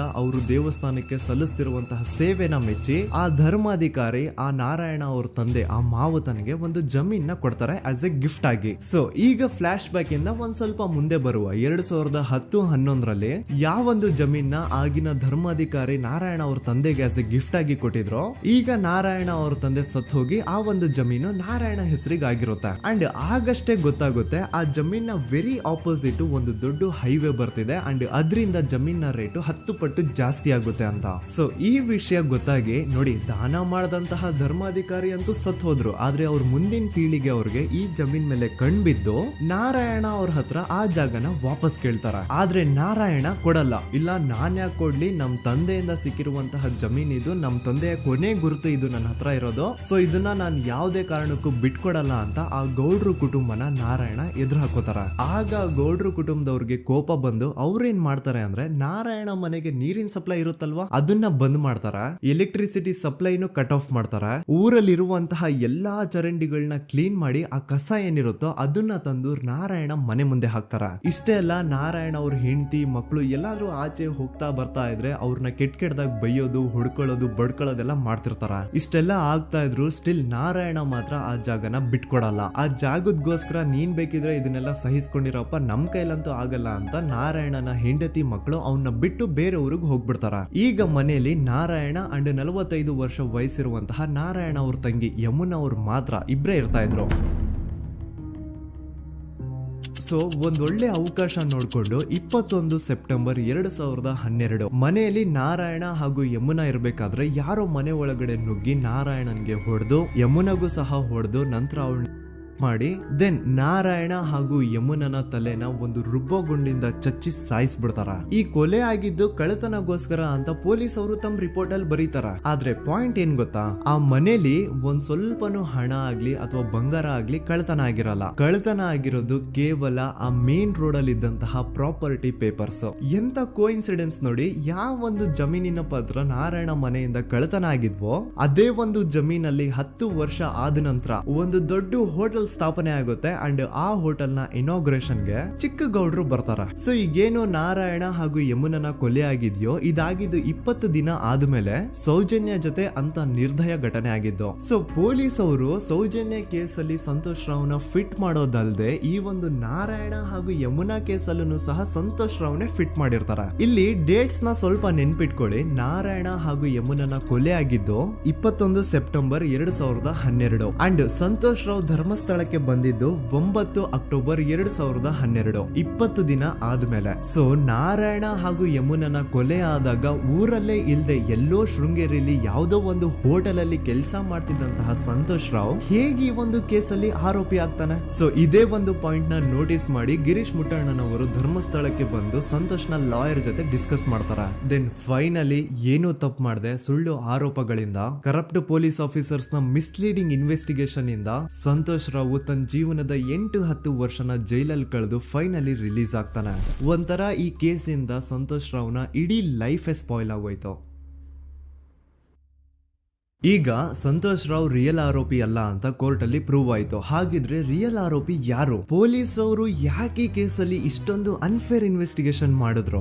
ಯಾರ ರಿಯಲ್ ಹೆಸರನ್ನ ಮುಚ್ಚಿಡ್ಲಿಕ್ಕೆ ಪೊಲೀಸ್ ಆಫೀಸರ್ಸ್ ಈ ಒಂದು ಕೇಸಲ್ಲಿ ಸಂತೋಷ್ ರಾವ್ನ ಸಿಗ್ಹಾಕ್ಸಿದ್ರು? ಇದೆಲ್ಲ ಥಿಂಕ್ ಮಾಡ್ತಾ ಹೋದ್ರೆ ನೋಡಿ ಆ ಊರಲ್ಲಿ ಆ ಪೊಲೀಸ್ ಆಫೀಸರ್ಸ್ಗೆ ಲಂಚ ಕೊಡೋಷ್ಟು, ಒಂದು ಪೊಲೀಸ್ ಇನ್ವೆಸ್ಟಿಗೇಷನ್ ನ ಸ್ಟಾಪ್ ಮಾಡೋಷ್ಟು ಅಥವಾ ಇನ್ವೆಸ್ಟಿಗೇಷನ್ ನ ಮಿಸ್ಲೀಡ್ ಮಾಡೋಷ್ಟು ಇನ್ಫ್ಲುಯೆನ್ಸ್ ಆಗ್ಲಿ, ಪವರ್ ಆಗ್ಲಿ ಅಥವಾ ಮನಿ ಆಗ್ಲಿ ಊರಿನ ಗೌಡ್ರು ಹತ್ರ ಮಾತ್ರ ಇದ್ದಿದ್ದು. ಸೊ ಈಗ ಸಂಶಯದ ಮುಳ್ಳು ಗೌಡ್ರು ಕಡೆ ತಿರುಗುತ್ತಾ ನೋಡಿ. ಪೊಲೀಸ್ ಅವರು ಸುಮ್ನೆ ಸಂತೋಷ್ ರಾವ್ನ ನಾರಾಯಣ ಹಾಗೂ ಯಮುನಾ ಕೇಸಲ್ಲಿ ಫಿಟ್ ಮಾಡಿದ್ರು. ಈಗ ಆ ಒಂದು ಕೊಲೆ ಪ್ರಕರಣಕ್ಕೂ ಸಂತೋಷ್ ರಾವ್ಗೂ ಏನು ಸಂಬಂಧನ ಇರ್ಲಿಲ್ಲ. ಹಂಗೆ ಥಿಂಕ್ ಮಾಡಿ ನಾರಾಯಣ ಸತ್ರೆ ಅಥವಾ ಅವನ ತಂಗಿ ಯಮುನಾ ಸತ್ರೆ ಯಾರಿಗ ಅಡ್ವಾಂಟೇಜ್ ಆಗುತ್ತೆ? ಊರಿನ ಗೌಡ್ರಿಗೆ, ಯಾಕಂದ್ರೆ ಅವ್ರಿಗ ಜಮೀನ್ ಸಿಗುತ್ತಾ. ಸೊ ಈಗ ನಾರಾಯಣ ಹಾಗೂ ಯಮುನಾ ಕೇಸಲ್ಲಿ ಸಂತೋಷ್ ರಾವ್ ಆರೋಪಿ ಅಲ್ಲ ಅಂತ ಪ್ರೂವ್ ಆದ್ಮೇಲೆ ಹಾಗಿದ್ರೆ ಆ ಕೊಲೆ ಮಾಡಿದವ್ರು ಯಾರು ಅಂತ ಹಾಗೆ ಥಿಂಕ್ ಮಾಡಿದ್ರೆ ಗಿರೀಶ್ ಮುಟ್ಟಣ್ಣನವರಿಗೆ ಆ ಊರಿನ ಗೌಡ್ರ ಮೇಲೆ ಡೌಟ್ ಬರುತ್ತೆ. ಅದೇ ಒಂದು ಡೌಟ್ ಅಲ್ಲಿ ಗಿರೀಶ್ ಮುಟ್ಟಣ್ಣನವರು ಮಹೇಶ್ ತಿಮ್ರೊಡ್ಡಿ ಅಂತ ಇನ್ನೊಬ್ರ ಜೊತೆ ಸೇರ್ಕೊಂಡು ಈ ಹಿಂದೆ ಆ ಒಂದು ಊರಲ್ಲಿ ಆ ಧರ್ಮಸ್ಥಳದಲ್ಲಿ ಈ ಊರಿನ ಗೌಡ್ರು ಯಾವ್ದಾವ್ದೆಲ್ಲ ಕ್ರೈಮ್ಗಳು ಮಾಡಿದಾರೆ ಅಂತ ಊರಿನ ಜನರಿಂದ ತಿಳ್ಕೊತಾರ. ನಂತರ ಆ ಊರಿನ ಜನ ಯಾವ್ದಾವ್ದೆಲ್ಲ ಮ್ಯಾಟರ್ಸ್ ಹೇಳಿದ್ರು ಆ ಕೇಸ್ ಫೈಲ್ಸ್ ನೆಲ್ಲ ತಿರುಗಿಸಿ ಮುರುಗಿಸಿ ನೋಡಿದಾಗ ನೀವು ನಂಬಲ್ಲ, ಸೌಜನ್ಯ ಕೇಸ್ ಏನೇನು ಅಲ್ಲ, ಅದಕ್ಕಿಂತ ಭೀಕರ ಕೊಲೆಗಳು ಧರ್ಮಸ್ಥಳದಲ್ಲಿ ಆಗಿವೆ ಅಂಡ್ ಎಲ್ಲಾ ಕೊಲೆಗಳ ಹಿಂದೆ ಗೌಡ್ರು ಕುಟುಂಬದ್ದೇ ಕೈ ಇದೆ ಅಂತ ಎದ್ದು ಕಾಣಿಸುತ್ತೆ. 1977 ವೇದಾವಲ್ಲಿ ಕೇಸ್. ಅಂಡ್ ಈ ಒಂದು ಪ್ರೈವೇಟ್ ಸ್ಕೂಲು ಬೇರೆ ಯಾರ್ದು ಅಲ್ಲ, ಆ ಗೌಡ್ರು ಕುಟುಂಬದ. ಈ ಸ್ಕೂಲ್ ಅಲ್ಲಿ 1977 ಅಲ್ಲಿ ವೇದಾವಲ್ಲಿ ಅಂತ ಒಬ್ರು ಟೀಚರ್ ವರ್ಕ್ ಮಾಡ್ತಿರ್ತಾರ. ವೇದಾವಲ್ಲಿ ಆ ಟೀಚರ್ ಜಾಬ್ಗೆ ತುಂಬಾನೇ ಓವರ್ ಕ್ವಾಲಿಫೈಡ್. ಅವರ ಕ್ವಾಲಿಫಿಕೇಶನ್ಸ್ ನ ಗಮನದಲ್ಲಿ ಇಟ್ಕೊಂಡ್ರೆ ಅವ್ರಿಗೆ HM ಅಥವಾ ಪ್ರಿನ್ಸಿಪಲ್ ನ ಪೋಸ್ಟ್ ಸಿಗ್ಬೇಕು. ಆದ್ರೂ ಸಹ ವೇದಾವಲ್ಲಿ ಆಸ್ ಎ ಟೀಚರ್ ಆಗಿನೇ ಕೆಲಸ ಮಾಡ್ಕೊಂಡು ಹೋಗ್ತಿರ್ತಾರ. ಒಮ್ಮೆ ಏನಾಗುತ್ತೆ, ಸ್ಕೂಲ್ ಅಲ್ಲಿ ಪ್ರಿನ್ಸಿಪಲ್ ನ ಪೋಸ್ಟ್ ಖಾಲಿ ಆಗುತ್ತೆ ಅಂಡ್ ಆ ಒಂದು ಪೋಸ್ಟ್ ಗೆ ಎಲ್ರು ಏನ್ ಅನ್ಕೊಳ್ತಾರೆ, ವೇದಾವಲ್ಲಿನೇ ಸೆಲೆಕ್ಟ್ ಮಾಡೋದು ಅಂತ. ಆದ್ರೆ ವೇದಾವಲ್ಲಿಯ ಕ್ಯಾಸ್ಟ್ ಬೇರೆ ಇದೆ ಅನ್ನೋ ಒಂದೇ ಒಂದು ಕಾರಣಕ್ಕೆ ಆ ಪ್ರಿನ್ಸಿಪಲ್ ನ ಪೋಸ್ಟ್ ವೇದಾವಲ್ಲಿಗೆ ಸಿಗದೆ ಬೇರೆ ಯಾರನ್ನೋ ತಂದು ಕೂರಿಸ್ಬಿಟ್ಟಿರ್ತಾರ. ಇದರಿಂದ ಟೀಚರ್ ವೇದಾವಲ್ಲಿಗೆ ತುಂಬಾ ಕೋಪ ಬಂದು ಅವ್ರ ಸ್ಕೂಲ್ ಮುಂದೆ ಪ್ರೊಟೆಸ್ಟ್ ಮಾಡೋದ್ ಸ್ಟಾರ್ಟ್ ಮಾಡ್ತಾರ. ಅಂಡ್ ಈ ವಿಷಯ ಸ್ಕೂಲ್ ನ ಓನರ್ಸ್ ಗೆ ಇಷ್ಟ ಆಗಲ್ಲ. ಸೊ ಅವರು ಆ ಕೋಪನ ಹಾಗೆ ಮನ್ಸಲ್ಲಿ ಇಟ್ಕೊಂಡಿರ್ತಾರ. ಒಮ್ಮೆ ಏನಾಗುತ್ತೆ, ಸ್ಕೂಲ್ ರಜೆ ಇರುತ್ತೆ, ವೇದಾವಲ್ಲಿ ಮನೇಲಿ ಇರ್ತಾರ ಅಂಡ್ ಅವ್ರ ಹಸ್ಬೆಂಡ್ ಡಾಕ್ಟರ್ ಅರಳೆ ಅವ್ರಿಗೆ ಯಾವ್ದೋ ಬೇರೆ ಊರಲ್ಲಿ ಒಂದು ಕಾಲೇಜ್ ಅಲ್ಲಿ ಸೆಮಿನಾರ್ ಏನೋ ಇರುತ್ತೆ. ಸೊ ಅವರು ಅಲ್ಲಿಗೆ ಹೋಗಿರ್ತಾರೆ. ಈಗ ಮನೇಲಿ ಇರೋದು ವೇದಾವಲ್ಲಿ ಒಂದೇ. ಇದೇ ಒಂದು ಅವಕಾಶನ ನೋಡ್ಕೊಂಡು ಯಾರೋ ವೇದಾವಲ್ಲಿ ಅವ್ರ ಮನೆಗೆ ನುಗ್ಗಿ ವೇದಾವಲ್ಲಿಗೆ ಹೊಡೆದು ನಂತರ ಅವ್ರನ್ನ ಜೀವಂತವಾಗಿ ಸುಟ್ಬಿಡ್ತಾರ. ಸ್ವಲ್ಪ ಹೊತ್ತು ನಂತರ ರಾತ್ರಿ ಆಗ್ತಿದ್ದಂಗೆ ಡಾಕ್ಟರ್ ಅರಳೆ ಅವರು ಮನೆಗೆ ವಾಪಸ್ ಬರ್ತಾರೆ ಅಂಡ್ ಮನೆ ಒಳಗಡೆ ಬಂದ್ ನೋಡಿದ್ರೆ ವೇದಾವಲ್ಲಿ ಅವರು ಸತ್ ಹೋಗಿ ಅವರ ಬಾಡಿ ಸುಟ್ ಹೋಗಿ ನೆಲದ ಮೇಲೆ ಬಿದ್ದಿದೆ. ಹೆಂಡತಿನ ಕಳ್ಕೊಂಡಿರುವಂತಹ ದುಃಖನ ಸೈಡ್ಗೆ ಇಟ್ಟು ಡಾಕ್ಟರ್ ಅರಳೆ ಅವರು ಮೊದ್ಲು ಪೊಲೀಸ್ ಸ್ಟೇಷನ್ಗೆ ಹೋಗ್ಬಿಟ್ಟು ನಮ್ ಮನೆಗೆ ನಾನು ಇಲ್ದೇ ಇರುವಂತಹ ಸಮಯನ ನೋಡ್ಕೊಂಡು ಯಾರೋ ಮನೆ ಒಳಗಡೆ ನುಗ್ಗಿ ನನ್ನ ಹೆಂಡತಿನ ಹೊಡೆದು ನಂತರ ಅವಳನ್ನ ತುಂಬಾ ಭೀಕರವಾಗಿ ಸಾಯಿಸಿದರೆ ಅಂತ ಪೊಲೀಸ್ ಅವ್ರಿಗೆ ರಿಪೋರ್ಟ್ ಕೊಡಕ್ ಹೋದ್ರೆ ಅಲ್ಲಿ ಪೊಲೀಸ್ ಅವರು ಉಲ್ಟಾ ಡಾಕ್ಟರ್ ಅರಳೆ ಮೇಲೆನೆ FIR ಬರ್ದು ನೀನೇ ನಿನ್ ಹೆಂಡತಿನ ಸಾಯಿಸಿದ್ಯಾ, ನಾಟಕ ಮಾಡಬೇಡ ಅಂತ ಅವ್ರನ್ನೇ ಅರೆಸ್ಟ್ ಮಾಡ್ಬಿಡ್ತಾರ. ನಂತರ 2-3 ವರ್ಷ ಜೈಲಲ್ಲೇ ಇದ್ದು ಡಾಕ್ಟರ್ ಅರಳೆ ಅವರು ತಮ್ಮ ಫ್ರೆಂಡ್ಸ್ ಅಂಡ್ ಫ್ಯಾಮಿಲಿ ಮೂಲಕ ಎವಿಡೆನ್ಸ್ ನೆಲ್ಲ ಕಲೆಕ್ಟ್ ಮಾಡಿಸಿ ತಾನ ಕೊಲೆನ ಮಾಡಿಲ್ಲ, ತಾನ್ ತನ್ನ ಹೆಂಡತಿನ ಸಾಯಿಸಿಲ್ಲ ಅಂತ ಕೋರ್ಟ್ ಅಲ್ಲಿ ಪ್ರೂವ್ ಮಾಡ್ಕೊಂಡು ಜೈಲಿಂದ ರಿಲೀಸ್ ಆಗ್ತಾರ. ಸೊ ಈಗ ಡಾಕ್ಟರ್ ಅರಳೆ ಅವರು ಈ ಒಂದು ಕ್ರೈಮ್ ನ ಮಾಡಿಲ್ಲ ಅಂತಂದ್ರೆ ವೇದಾವಲ್ಲಿನ ಅಷ್ಟು ಭೀಕರವಾಗಿ ಸಾಯಿಸಿದವ್ರು ಯಾರು, ಈ ವಿಷಯ ಇವತ್ತಿನವರೆಗೂ ಗೊತ್ತಾಗಿಲ್ಲ. 1986 ಅಲ್ಲಿ ನಡೆದಂತಹ ಪದ್ಮಲತಾ ಕೇಸ್. ಪದ್ಮಲತಾ ಅವ್ರ ತಂದೆ ಕಮ್ಯುನಿಸ್ಟ್ ಪಾರ್ಟಿನ ಲೀಡರ್ ಇರ್ತಾರೆ. ಅವ್ರ ರಿಯಲ್ ನೇಮ್ ಏನು ಅಂತ ನಮಗ್ ಗೊತ್ತಾಗಿಲ್ಲ, ಬಟ್ ಈ ವಿಡಿಯೋದಲ್ಲಿ ಅವ್ರ ಹೆಸರು ಲಕ್ಷ್ಮಣ್ ಅಂತ ಅನ್ಕೊಳ್ಳಿ. ಸೊ ಕಮ್ಯುನಿಸ್ಟ್ ಪಾರ್ಟಿನ ಲೀಡರ್ ಇರುವಂತಹ ಲಕ್ಷ್ಮಣ್ ಅವ್ರಿಗೆ ಊರಲ್ಲಿ ತುಂಬಾನೇ ಸಪೋರ್ಟ್ ಇರುತ್ತೆ, ಊರಿನ ಜನರ ಫೇವ್ರೇಟ್ ಇರ್ತಾರೆ ಇವರು. ಅಂಡ್ ಅದೇ ವರ್ಷ ಅಂದ್ರೆ 1986 ಅಲ್ಲಿ ಪಂಚಾಯತ್ ಎಲೆಕ್ಷನ್ ಬೇರೆ ಇರುತ್ತೆ ಅಂಡ್ ಎಲ್ರಿಗೂ ಗೊತ್ತಿತ್ತು ಲಕ್ಷ್ಮಣೆ ಗೆಲ್ಲೋದು ಅಂತ. ಆ ಪಂಚಾಯತ್ ಎಲೆಕ್ಷನ್ ಅಲ್ಲಿ ಲಕ್ಷ್ಮಣ್ ಆಪೋಸಿಟ್ ಗೌಡ್ರಿಗೆ ತುಂಬಾ ಬೇಕಾಗಿರೋರು ಒಬ್ರು ನಿಂತಿರ್ತಾರ ಅಂಡ್ ಅವ್ರಿಗೂ ಗೊತ್ತಿತ್ತು ಎಲೆಕ್ಷನ್ ಏನಾದ್ರು ಆದ್ರೆ ಲಕ್ಷ್ಮಣ ಎಲೆಕ್ಷನ್ ಅಲ್ಲಿ ಗೆಲ್ಲೋದು ಅಂತ. ಸೊ ಎಲ್ಲಿ ಸೋತೋಗ್ಬಿಡ್ತೀವೋ ಅನ್ನೋ ಭಯಕ್ಕೆ ಆ ಗೌಡ್ರು ಕಡೆ ಅವ್ರು ಏನ್ ಮಾಡ್ತಾರೆ, ಲಕ್ಷ್ಮಣ್ ನ ಅಪ್ರೋಚ್ ಮಾಡಿ ಮುಚ್ಕೊಂಡು ಈ ಪಂಚಾಯತ್ ಎಲೆಕ್ಷನ್ ಅಲ್ಲಿ ನಿನ್ ನಾಮಿನೇಷನ್ ನ ಕ್ಯಾನ್ಸಲ್ ಮಾಡು ಅಂತ ವಾರ್ನಿಂಗ್ ಕೊಡ್ತಾರ. ಆದ್ರೆ ಲಕ್ಷ್ಮಣ್ ಅವರು ಅಂಜದೆ ನೀವ್ ಏನ್ ಮಾಡ್ತಿರೋ ಮಾಡ್ಕೊಳ್ರಿ, ಆದ್ರೆ ನಾನ್ ಮಾತ್ರ ನಾಮಿನೇಷನ್ ನ ಕ್ಯಾನ್ಸಲ್ ಮಾಡಲ್ಲ ಅಂತ ಆ ಗೌಡ್ರು ಕುಟುಂಬನ ಎದುರು ಹಾಕೋತಾರ. ದೆನ್ ಎಂತ ಕೋಇನ್ಸಿಡೆನ್ಸ್ ನೋಡಿ, ನೆಕ್ಸ್ಟ್ ಡೇನೆ ಲಕ್ಷ್ಮಣ್ ಅವ್ರ ಮಗಳು ಪದ್ಮಲತಾ ಕಿಡ್ನಾಪ್ ಆಗ್ತಾಳ. ಸುಮಾರು 56 ದಿನ ಅವಳನ್ನ ಯಾರೋ ಕಿಡ್ನಾಪ್ ಮಾಡ್ತಾರೆ ಅಂಡ್ ಆ 56 ದಿನ ಡೈಲಿ ಅವಳನ್ನ ಶೋಷಣೆ ಕೂಡ ಮಾಡ್ತಾರ. ನಂತರ 56 ದಿನ ಆದ್ಮೇಲೆ ಪದ್ಮಲತನ ಬಾಡಿ ನೇತ್ರಾವತಿ ನದಿಲಿ ತೇಲ್ತಾ ಸಿಗುತ್ತಾ. ಆಸ್ ಎಕ್ಸ್ಪೆಕ್ಟೆಡ್ ಈ ಕೇಸಲ್ಲೂ ಪೊಲೀಸ್ ಅವ್ರ ಕಡೆಯಿಂದ ಪ್ರಾಪರ್ ಇನ್ವೆಸ್ಟಿಗೇಷನ್ ಆಗಲ್ಲ ಅಂಡ್ ಯಾರ್ ಪದ್ಮಲತನ ಕಿಡ್ನಾಪ್ ಮಾಡಿದ್ರು, ಯಾರು ಅವಳನ್ನ 15 ದಿನವರೆಗೂ ಶೋಷಣೆ ಮಾಡಿ ನಂತರ ಅವಳನ್ನ ಅಷ್ಟು ಭೀಕರವಾಗಿ ಸಾಯಿಸಿದ್ರು ಅಂತ ಇವತ್ತಿನ ದಿನದವರೆಗೂ ಗೊತ್ತಾಗಿಲ್ಲ. ಮತ್ತೆ ನಮಗೆ ಗೊತ್ತಾದದು 22ಕ್ಕೆ ಸ್ಕೂಲ್ ಡೇ 56 ದಿನ ಕಳೆದು ಹೊಳೆಯಲ್ಲಿ ಹೆಣ ಉಂಡು ಅಂತ ಕೇಳಿ ಪೊಲೀಸಿನವರು ಬರುವಾಗ ಬಂದು ಹೇಳುವಾಗ ನಮಗೆ ಗೊತ್ತಾಗ ಅವರು ನನ್ನನ್ನು ಕರ್ಕೊಂಡೋಗಿ ಅಲ್ಲಿ ಹೋಗಿವೆ. ಇನ್ನೊಂದು ಲಾಸ್ಟ್ ಕೇಸ್ ಇದೆ, ಇದು ಅರ್ಲಿ 2000 ಅಲ್ಲಿ ನಡೆದಿರೋದು. ಇವ್ರದ್ದು ಅಷ್ಟಾಗಿ ಡೀಟೇಲ್ಸ್ ನಾನು ಹೇಳಲ್ಲ, ಜಸ್ಟ್ ಮೇಲ್ ಹೇಳ್ತೀನಿ. 2000 ಇಸ್ವಿಯಲ್ಲಿ ಧರ್ಮಸ್ಥಳದಲ್ಲಿ 2 ಫಿನಾನ್ಸ್ ಬ್ಯಾಂಕ್ ಇರ್ತಾವೆ. ಒಂದು ಅಗೇನ್ ರಿಯಲ್ ನೇಮ್ ತಗೊಳ್ಳೋದು ಬೇಡ, ಲೈಕ್ ಜಸ್ಟ್ ಸಹಕಾರ ಗ್ರಾಮೀಣ ಬ್ಯಾಂಕ್ ಅನ್ಕೊಳ್ಳಿ. ಅಂಡ್ ಇನ್ನೊಂದು ಬಂದ್ಬಿಟ್ಟು ಫೈನಾನ್ಸ್ ಪ್ರೈವೇಟ್ ಲಿಮಿಟೆಡ್ ಬಂದು ಗೌಡ್ರು ಕುಟುಂಬ ಅವ್ರಿಗೆ ಸೇರಿದ್ದು. ಆ ಕಡೆ ಇವ್ರ ಆಪೋಸಿಟ್ ಏನದು ಗ್ರಾಮೀಣ ಬ್ಯಾಂಕ್ ಇತ್ತು, ಅದರಲ್ಲಿ ಒಬ್ಬ ಮ್ಯಾನೇಜರು ಬಡವ್ರಿಗೆ ಸಹಾಯ ಆಗ್ಲಿ ರೈತರಿಗೆ ಸಹಾಯ ಆಗ್ಲಿ ಅಂತ ತುಂಬಾ ಕಡಿಮೆ ಬಡ್ಡಿಗೆ ಲೋನ್ ಕೊಡ್ತಿರ್ತಾನೆ. ಇದರಿಂದಾಗಿ ಧರ್ಮಸ್ಥಳದಲ್ಲಿ ಆಲ್ಮೋಸ್ಟ್ ಎಲ್ಲಾ ಕಸ್ಟಮರ್ಸ್ ಆ ಗ್ರಾಮೀಣ ಬ್ಯಾಂಕ್ ಕಡೆಗೆ ಹೋಗ್ತಿರ್ತಾರೆ, ಪ್ರೈವೇಟ್ ಲಿಮಿಟೆಡ್ ಕಡೆಗೆ ಯಾರು ಬರ್ತಿರಲ್ಲ. ಇದರಿಂದ ಗೌಡ್ರಿಗೆ ಲಾಸ್ ಆಗ್ತಿರುತ್ತಾ. ಸೊ ಅವ್ರೇನ್ ಮಾಡ್ತಾರೆ, ಆ ಗ್ರಾಮೀಣ ಬ್ಯಾಂಕ್ ನ ಮ್ಯಾನೇಜರ್ ಏನಿದ್ನೋ ಅವನ್ಗೆ ಒಂದು ಸ್ವೀಟ್ ವಾರ್ನಿಂಗ್ ಕೊಡ್ತಾರ, ಮುಚ್ಕೊಂಡು ಇನ್ಮೇಲೆಯಿಂದ ನಿನ್ ಲೋನ್ಸ್ ಕೊಡೋದನ್ನ ನಿಲ್ಸ್ಬಿಡು. ಇನ್ ಕೇಸ್ ಲೋನ್ ಕೊಟ್ರು ನಾವ್ ಯಾವ ಇಂಟ್ರೆಸ್ಟ್ ರೇಟ್ ಗೆ ಲೋನ್ ನ ಕೊಡ್ತಾ ಇದೀವೋ ಅದೇ ರೇಟ್ ಗೆ ನೀನು ಕೊಡುವ ಅಂತ ಫೋರ್ಸ್ ಮಾಡ್ತಾರ. ಆದ್ರೆ ಆ ಗ್ರಾಮೀಣ ಬ್ಯಾಂಕ್ ನ ಮ್ಯಾನೇಜರ್ ಇದ್ಯಾವುದನ್ನು ಕಿವಿಗೆ ಹಾಕೊಳ್ಳಾರ್ದೆ ಅವನ್ ಕೆಲಸ ಅವ್ನ್ ಮಾಡ್ಕೊಂಡು ಹೋಗ್ತಾನ.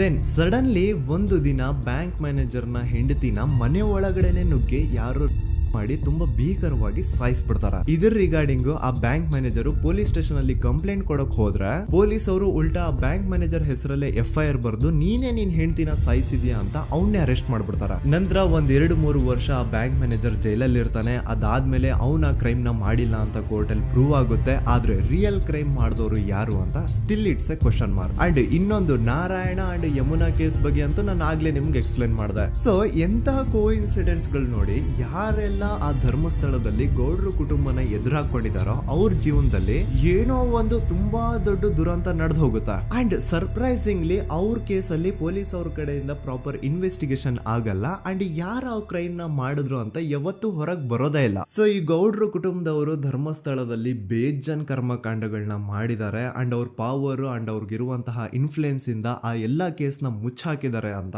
ಮಹೇಶ್ ಹಾಗೂ ಗಿರೀಶ್ ಮುಟ್ಟಣ್ಣನವರ ಹೇಳಿಕೆ ಆಗಿದೆ. ಸೊ ಗೌಡ್ರು ಫ್ಯಾಮಿಲಿನ ಟ್ರ್ಯಾಕ್ ರೆಕಾರ್ಡ್ ನೋಡಿದ್ರೆ ಧರ್ಮಸ್ಥಳದಲ್ಲಿ ಒಂದು ಹುಡುಗಿನ ರೇಪ್ ಅಂಡ್ ಮರ್ಡರ್ ಮಾಡಿ ದೆನ್ ಪೊಲೀಸ್ ಅವ್ರಿಗೆ ಲಂಚ ಕೊಟ್ಟು ಇನ್ವೆಸ್ಟಿಗೇಷನ್ ನ ಮಿಸ್ಲೀಡ್ ಮಾಡೋಷ್ಟು ಪವರ್ ಇನ್ಫ್ಲೂಯೆನ್ಸ್ ಈ ಗೌಡ್ರು ಕುಟುಂಬಕ್ಕೆ ಮಾತ್ರ ಇರೋದು. ಈಗ ಸಂತೋಷ್ ರಾವ್ ಅಂತೂ ಸೌಜನ್ಯ ಕೇಸಲ್ಲಿ ಆರೋಪಿ ಅಲ್ಲ ಅಂತ ಪ್ರೂವ್ ಆಯ್ತು. ಹಾಗಿದ್ರೆ ರಿಯಲ್ ಆರೋಪಿ ಯಾರು? ನೆನಪು ಮಾಡ್ಕೊಳ್ಳಿ, 11 ಅಕ್ಟೋಬರ್ 2012 ಸಂಜೆ 5 ಗಂಟೆ ಹಾಗೆ ಬಾಹುಬಲಿ ಬೆಟ್ಟದಲ್ಲಿ ಸಂತೋಷ್ ರಾವ್ ತನ್ನ ಪಾಡಿಗೆ ತಾನು ಸೀನರೀಸ್ ನ ಎಂಜಾಯ್ ಮಾಡ್ಕೊಂಡು ಸುಮ್ನೆ ಕೂತಿರ್ಬೇಕಾದ್ರೆ ಅವನ ಹತ್ರ 5 ಜನ ಕಿಡಿಗೇಡಿಗಳು ಬಂದು ಜಗಳ ತೆಗಿತಾರ. ಆ 5 ಜನ ಕಿಡಿಗೇಡಿಗಳು ಯಾರು ಅಂತ ನಾನು ಇಲ್ಲಿವರೆಗೂ ನಿಮ್ಗೆ ಹೇಳಿಲ್ಲ. ಸೊ ಅವರು ಬೇರೆ ಯಾರು ಅಲ್ಲ, ಚಿಕ್ಕ ಗೌಡ್ರು ಮಗ ನಿಶಾಂತ್ ಜೈನ್ ನ ವೆರಿ ಕ್ಲೋಸ್ ಫ್ರೆಂಡ್ಸ್. ಅವ್ರು ದಣಿ ಮಾಡಿರುವಂತಹ ಕ್ರೈಮ್ ಅಲ್ಲಿ ಬೇರೆ ಯಾರನ್ನಾದ್ರೂ ಸಿಗಿಸ್ಬೇಕಲ್ಲ ಅಂತ ಇವ್ರು ಬಕ್ರ ಹುಡುಕ್ತಾ ಇರ್ಬೇಕಾದ್ರೆ ಆಗ ಇವ್ರಿಗೆ ಸಿಗೋದೆ ಸಂತೋಷ್ ರಾವ್. ಅಗೇನ್ ಇನ್ನೊಂದು ಎಂತ ಕೋಇನ್ಸಿಡೆನ್ಸ್ ನೋಡಿ, ಸಂತೋಷ್ ರಾವ್ ಸೌಜನ್ಯ ಕೇಸಲ್ಲಿ ಅರೆಸ್ಟ್ ಆದ ನಂತರ ಚಿಕ್ಕ ಗೌಡ್ರು ಮಗ ನಿಶಾಂತ್ ಜೈನ್ ದೇಶನೇ ಬಿಟ್ಟು ಹೋಗ್ಬಿಡ್ತಾನೆ. ಈ ಕೇಸಲ್ಲಿ ಚಿಕ್ಕ ಗೌಡ್ರು ಮಗ ಇನ್ವಾಲ್ವ್ಮೆಂಟ್ ಇದೆ ಅಂತ ಯಾರಿಗೂ ಡೌಟೇ ಬರ್ತಾ ಇರ್ಲಿಲ್ಲ. ಡೌಟ್ ಯಾವಾಗ ಬಂತು ಅಂದ್ರೆ ಆ 5 ಜನ ಕಿಡಿಗೇಡಿಗಳು ಯಾರು ಸಂತೋಷ್ನ ಈ ಒಂದು ಕೇಸಲ್ಲಿ ಸಿಗಾಕ್ಸಿದ್ರು ಆ 5 ಜನರಲ್ಲಿ ಒಬ್ಬ ರವಿ ಪೂಜಾರಿ ಅಂತಾನು ಇರ್ತಾನೆ. ಅವನ್ಗೆ ತಾನು ತಪ್ಪು ಮಾಡಿದೀನಿ ಅಂತ ಗಿಲ್ಟ್ ಕಾಡುತ್ತೋ ಅಥವಾ ಬೇರೆ ಏನೋ ಗೊತ್ತಿಲ್ಲ, ಆದ್ರೆ ಅವನೇ ಸ್ವತಃ ಪೊಲೀಸ್ ಅವ್ರ ಹತ್ರ ಹೋಗ್ಬಿಟ್ಟು ಸೌಜನ್ಯ ಕೇಸಲ್ಲಿ ನಿಜವಾದ ಆರೋಪಿ ಸಂತೋಷ್ ಅಲ್ಲ ಕಂಡ್ರು, ಅವನ್ನ ಸುಮ್ನೆ ಸಿಗಾಕ್ಸಿರೋದಷ್ಟೇ, ನಿಜವಾದ ಆರೋಪಿಗಳು ಚಿಕ್ಕ ಗೌಡ್ರು ಮಗ ನಿಶಾಂತ್ ಜೈನ್ ಅಂಡ್ ಅವನ್ ಫ್ರೆಂಡ್ಸ್ ಸೂರಜ್, ಕಿರಣ್ ಅಂಡ್ ಕಣ್ಮಣಿ ಅಂತ. ಈ ಎಲ್ಲಾ ವಿಷಯನ ರವಿ ಪೂಜಾರಿ ಪೊಲೀಸ್ ಅವ್ರಿಗೆ ತಿಳಿಸ್ತಾನೆ. ಅಗೇನ್ ಎಂತ ಒಂದು ಕೋಇನ್ಸಿಡೆನ್ಸ್ ನೋಡಿ, ಈ ವಿಷಯಗಳನ್ನ ಊರಿನ ಜನರು ಮುಂದೆ ಹೇಳಿದಂತಹ ರವಿ ಪೂಜಾರಿ ಆಕಸ್ಮಿಕವಾಗಿ ಸತ್ ಹೋಗ್ಬಿಡ್ತಾನೆ. ಇವನು ಹೇಳಿದ್ದು ನಿಜ ಅಂತ ಜನರಿಗೆ ಯಾವಾಗ ಕನ್ಫರ್ಮ್ ಆಗುತ್ತೆ ಅಂದ್ರೆ ಸೌಜನ್ಯಗೆ ತುಂಬಾ ಹತ್ರವಾದವ್ರು ಒಬ್ರು ಯಶೋಧ ಅನ್ನೋರು ಕೋರ್ಟ್ ಅಲ್ಲಿ ಬಂದ್ಬಿಟ್ಟು ಸೌಜನ್ಯ ಕೊಲೆ ಆಗಿದ್ದ ದಿನ ಆ ಒಂದು ಸ್ಪಾಟ್ ಅಲ್ಲಿ ನಾನು ಈ 3 ಜನರನ್ನ ನೋಡಿದ್ದೆ ಅಂತ ಸಾಕ್ಷಿ ಹೇಳ್ತಾರೆ. ಈಗ ಎಲ್ಲಾ ಡಾಟ್ಸ್ ನ ಕನೆಕ್ಟ್ ಮಾಡ್ತಾ ಹೋದ್ರೆ ಸೌಜನ್ಯ ಕೇಸ್ ಒಂದೇ ಅಲ್ಲ, ನಾರಾಯಣ ಹಾಗೂ ಯಮುನಾ ಕೇಸಲ್ಲೂ, ವೇದವಲ್ಲಿ ಕೇಸಲ್ಲೂ, ಆ ಬ್ಯಾಂಕ್ ಮ್ಯಾನೇಜರ್ ನ ಕೇಸಲ್ಲೂ ಹಾಗೂ ಪದ್ಮಲತಾ ಕೇಸಲ್ಲೂ ಸೀದಾ ಡೈರೆಕ್ಟ್ ಡೌಟ್ ಬರೋದೆ ಊರಿನ ಗೌಡ್ರ ಮೇಲೆ. I really want to appreciate Kudla rampage YouTube channel, third eye YouTube channel, Girish ಮುಟ್ಟಣ್ಣನವರು ಸರ್ ಹಾಗೂ ಮಹೇಶ್ ಅವರು ಅಂಡ್ ಆಲ್ ಅದರ್ಸ್. ಇವರ ಕಾನ್ಸ್ಟೆಂಟ್ ಎಫರ್ಟ್ಸ್ ಇಂದಾನೆ ಸತ್ಯ ಏನಂತ 1 by 1 ಹೊರಗೆ ಬರ್ತಿದೆ and they are trying their level best to catch real criminals. At present Soujanya case ಬಗ್ಗೆ ಅಪ್ಡೇಟ್ ಏನು ಅಂತಂದ್ರೆ ಹೈಕೋರ್ಟ್ ವರೆಗೂ ಈ ಒಂದು ಕೇಸ್ ಹೋಗಿದೆ ಅಂಡ್ ಈ ಕೇಸಲ್ಲಿ ಈಗ ಇನ್ನೊಮ್ಮೆ ಮತ್ತೆ ಫ್ರೆಶ್ ಆಗಿ ರೀಇನ್ವೆಸ್ಟಿಗೇಷನ್ ಸ್ಟಾರ್ಟ್ ಆಗಬೇಕು ಅಂತ ಹೋರಾಟ ನಡೀತಿದೆ. ಸೊ ದೂತ ಪ್ರಜೆಗಳೇ, ಇದಾಗಿತ್ತು ಸೌಜನ್ಯ ಕೇಸ್ ಬಗ್ಗೆ ನಮ್ಮ ಒಂದು ಡೀಟೇಲ್ಡ್ ವಿಡಿಯೋ. ಈ ವಿಡಿಯೋದಲ್ಲಿ ನನ್ನಿಂದ ಎಲ್ಲಾದ್ರೂ ಏನಾದ್ರೂ ಚಿಕ್ಕ ಪುಟ್ಟ ಇನ್ಫಾರ್ಮೇಶನ್ ಮಿಸ್ ಆಗಿದ್ರೆ ಅಥವಾ ಮಿಸ್ಟೇಕ್ ಆಗಿದ್ರೆ ಅದನ್ನ ದಯವಿಟ್ಟು ಕಮೆಂಟ್ ಸೆಕ್ಷನ್ ಅಲ್ಲಿ ಹೈಲೈಟ್ ಮಾಡಿ. ಈ ವಿಡಿಯೋ ಯಾವಾಗ ಯೂಟ್ಯೂಬ್ ಇಂದ ಡಿಲೀಟ್ ಆಗುತ್ತೋ ನನ್ಗಂತೂ ಗೊತ್ತಿಲ್ಲ. ಸೊ ಪ್ಲೀಸ್ ಆದಷ್ಟು ಬೇಗ ಇದನ್ನ ಎಲ್ಲಾ ಕಡೆ ಶೇರ್ ಮಾಡಿ. ಓಕೆ ಪ್ರಜೆಗಳೇ, ಇವತ್ತಿಗಿಷ್ಟು ಸಾಕು ಅನ್ಕೊಳ್ತೀನಿ. ನಾನು ನಿಮ್ಮ ದೂತ ಸಮೀರ್ MD. ಮತ್ತೆ ಸಿಗ್ತೀನಿ ನೆಕ್ಸ್ಟ್ ವಿಡಿಯೋದಲ್ಲಿ.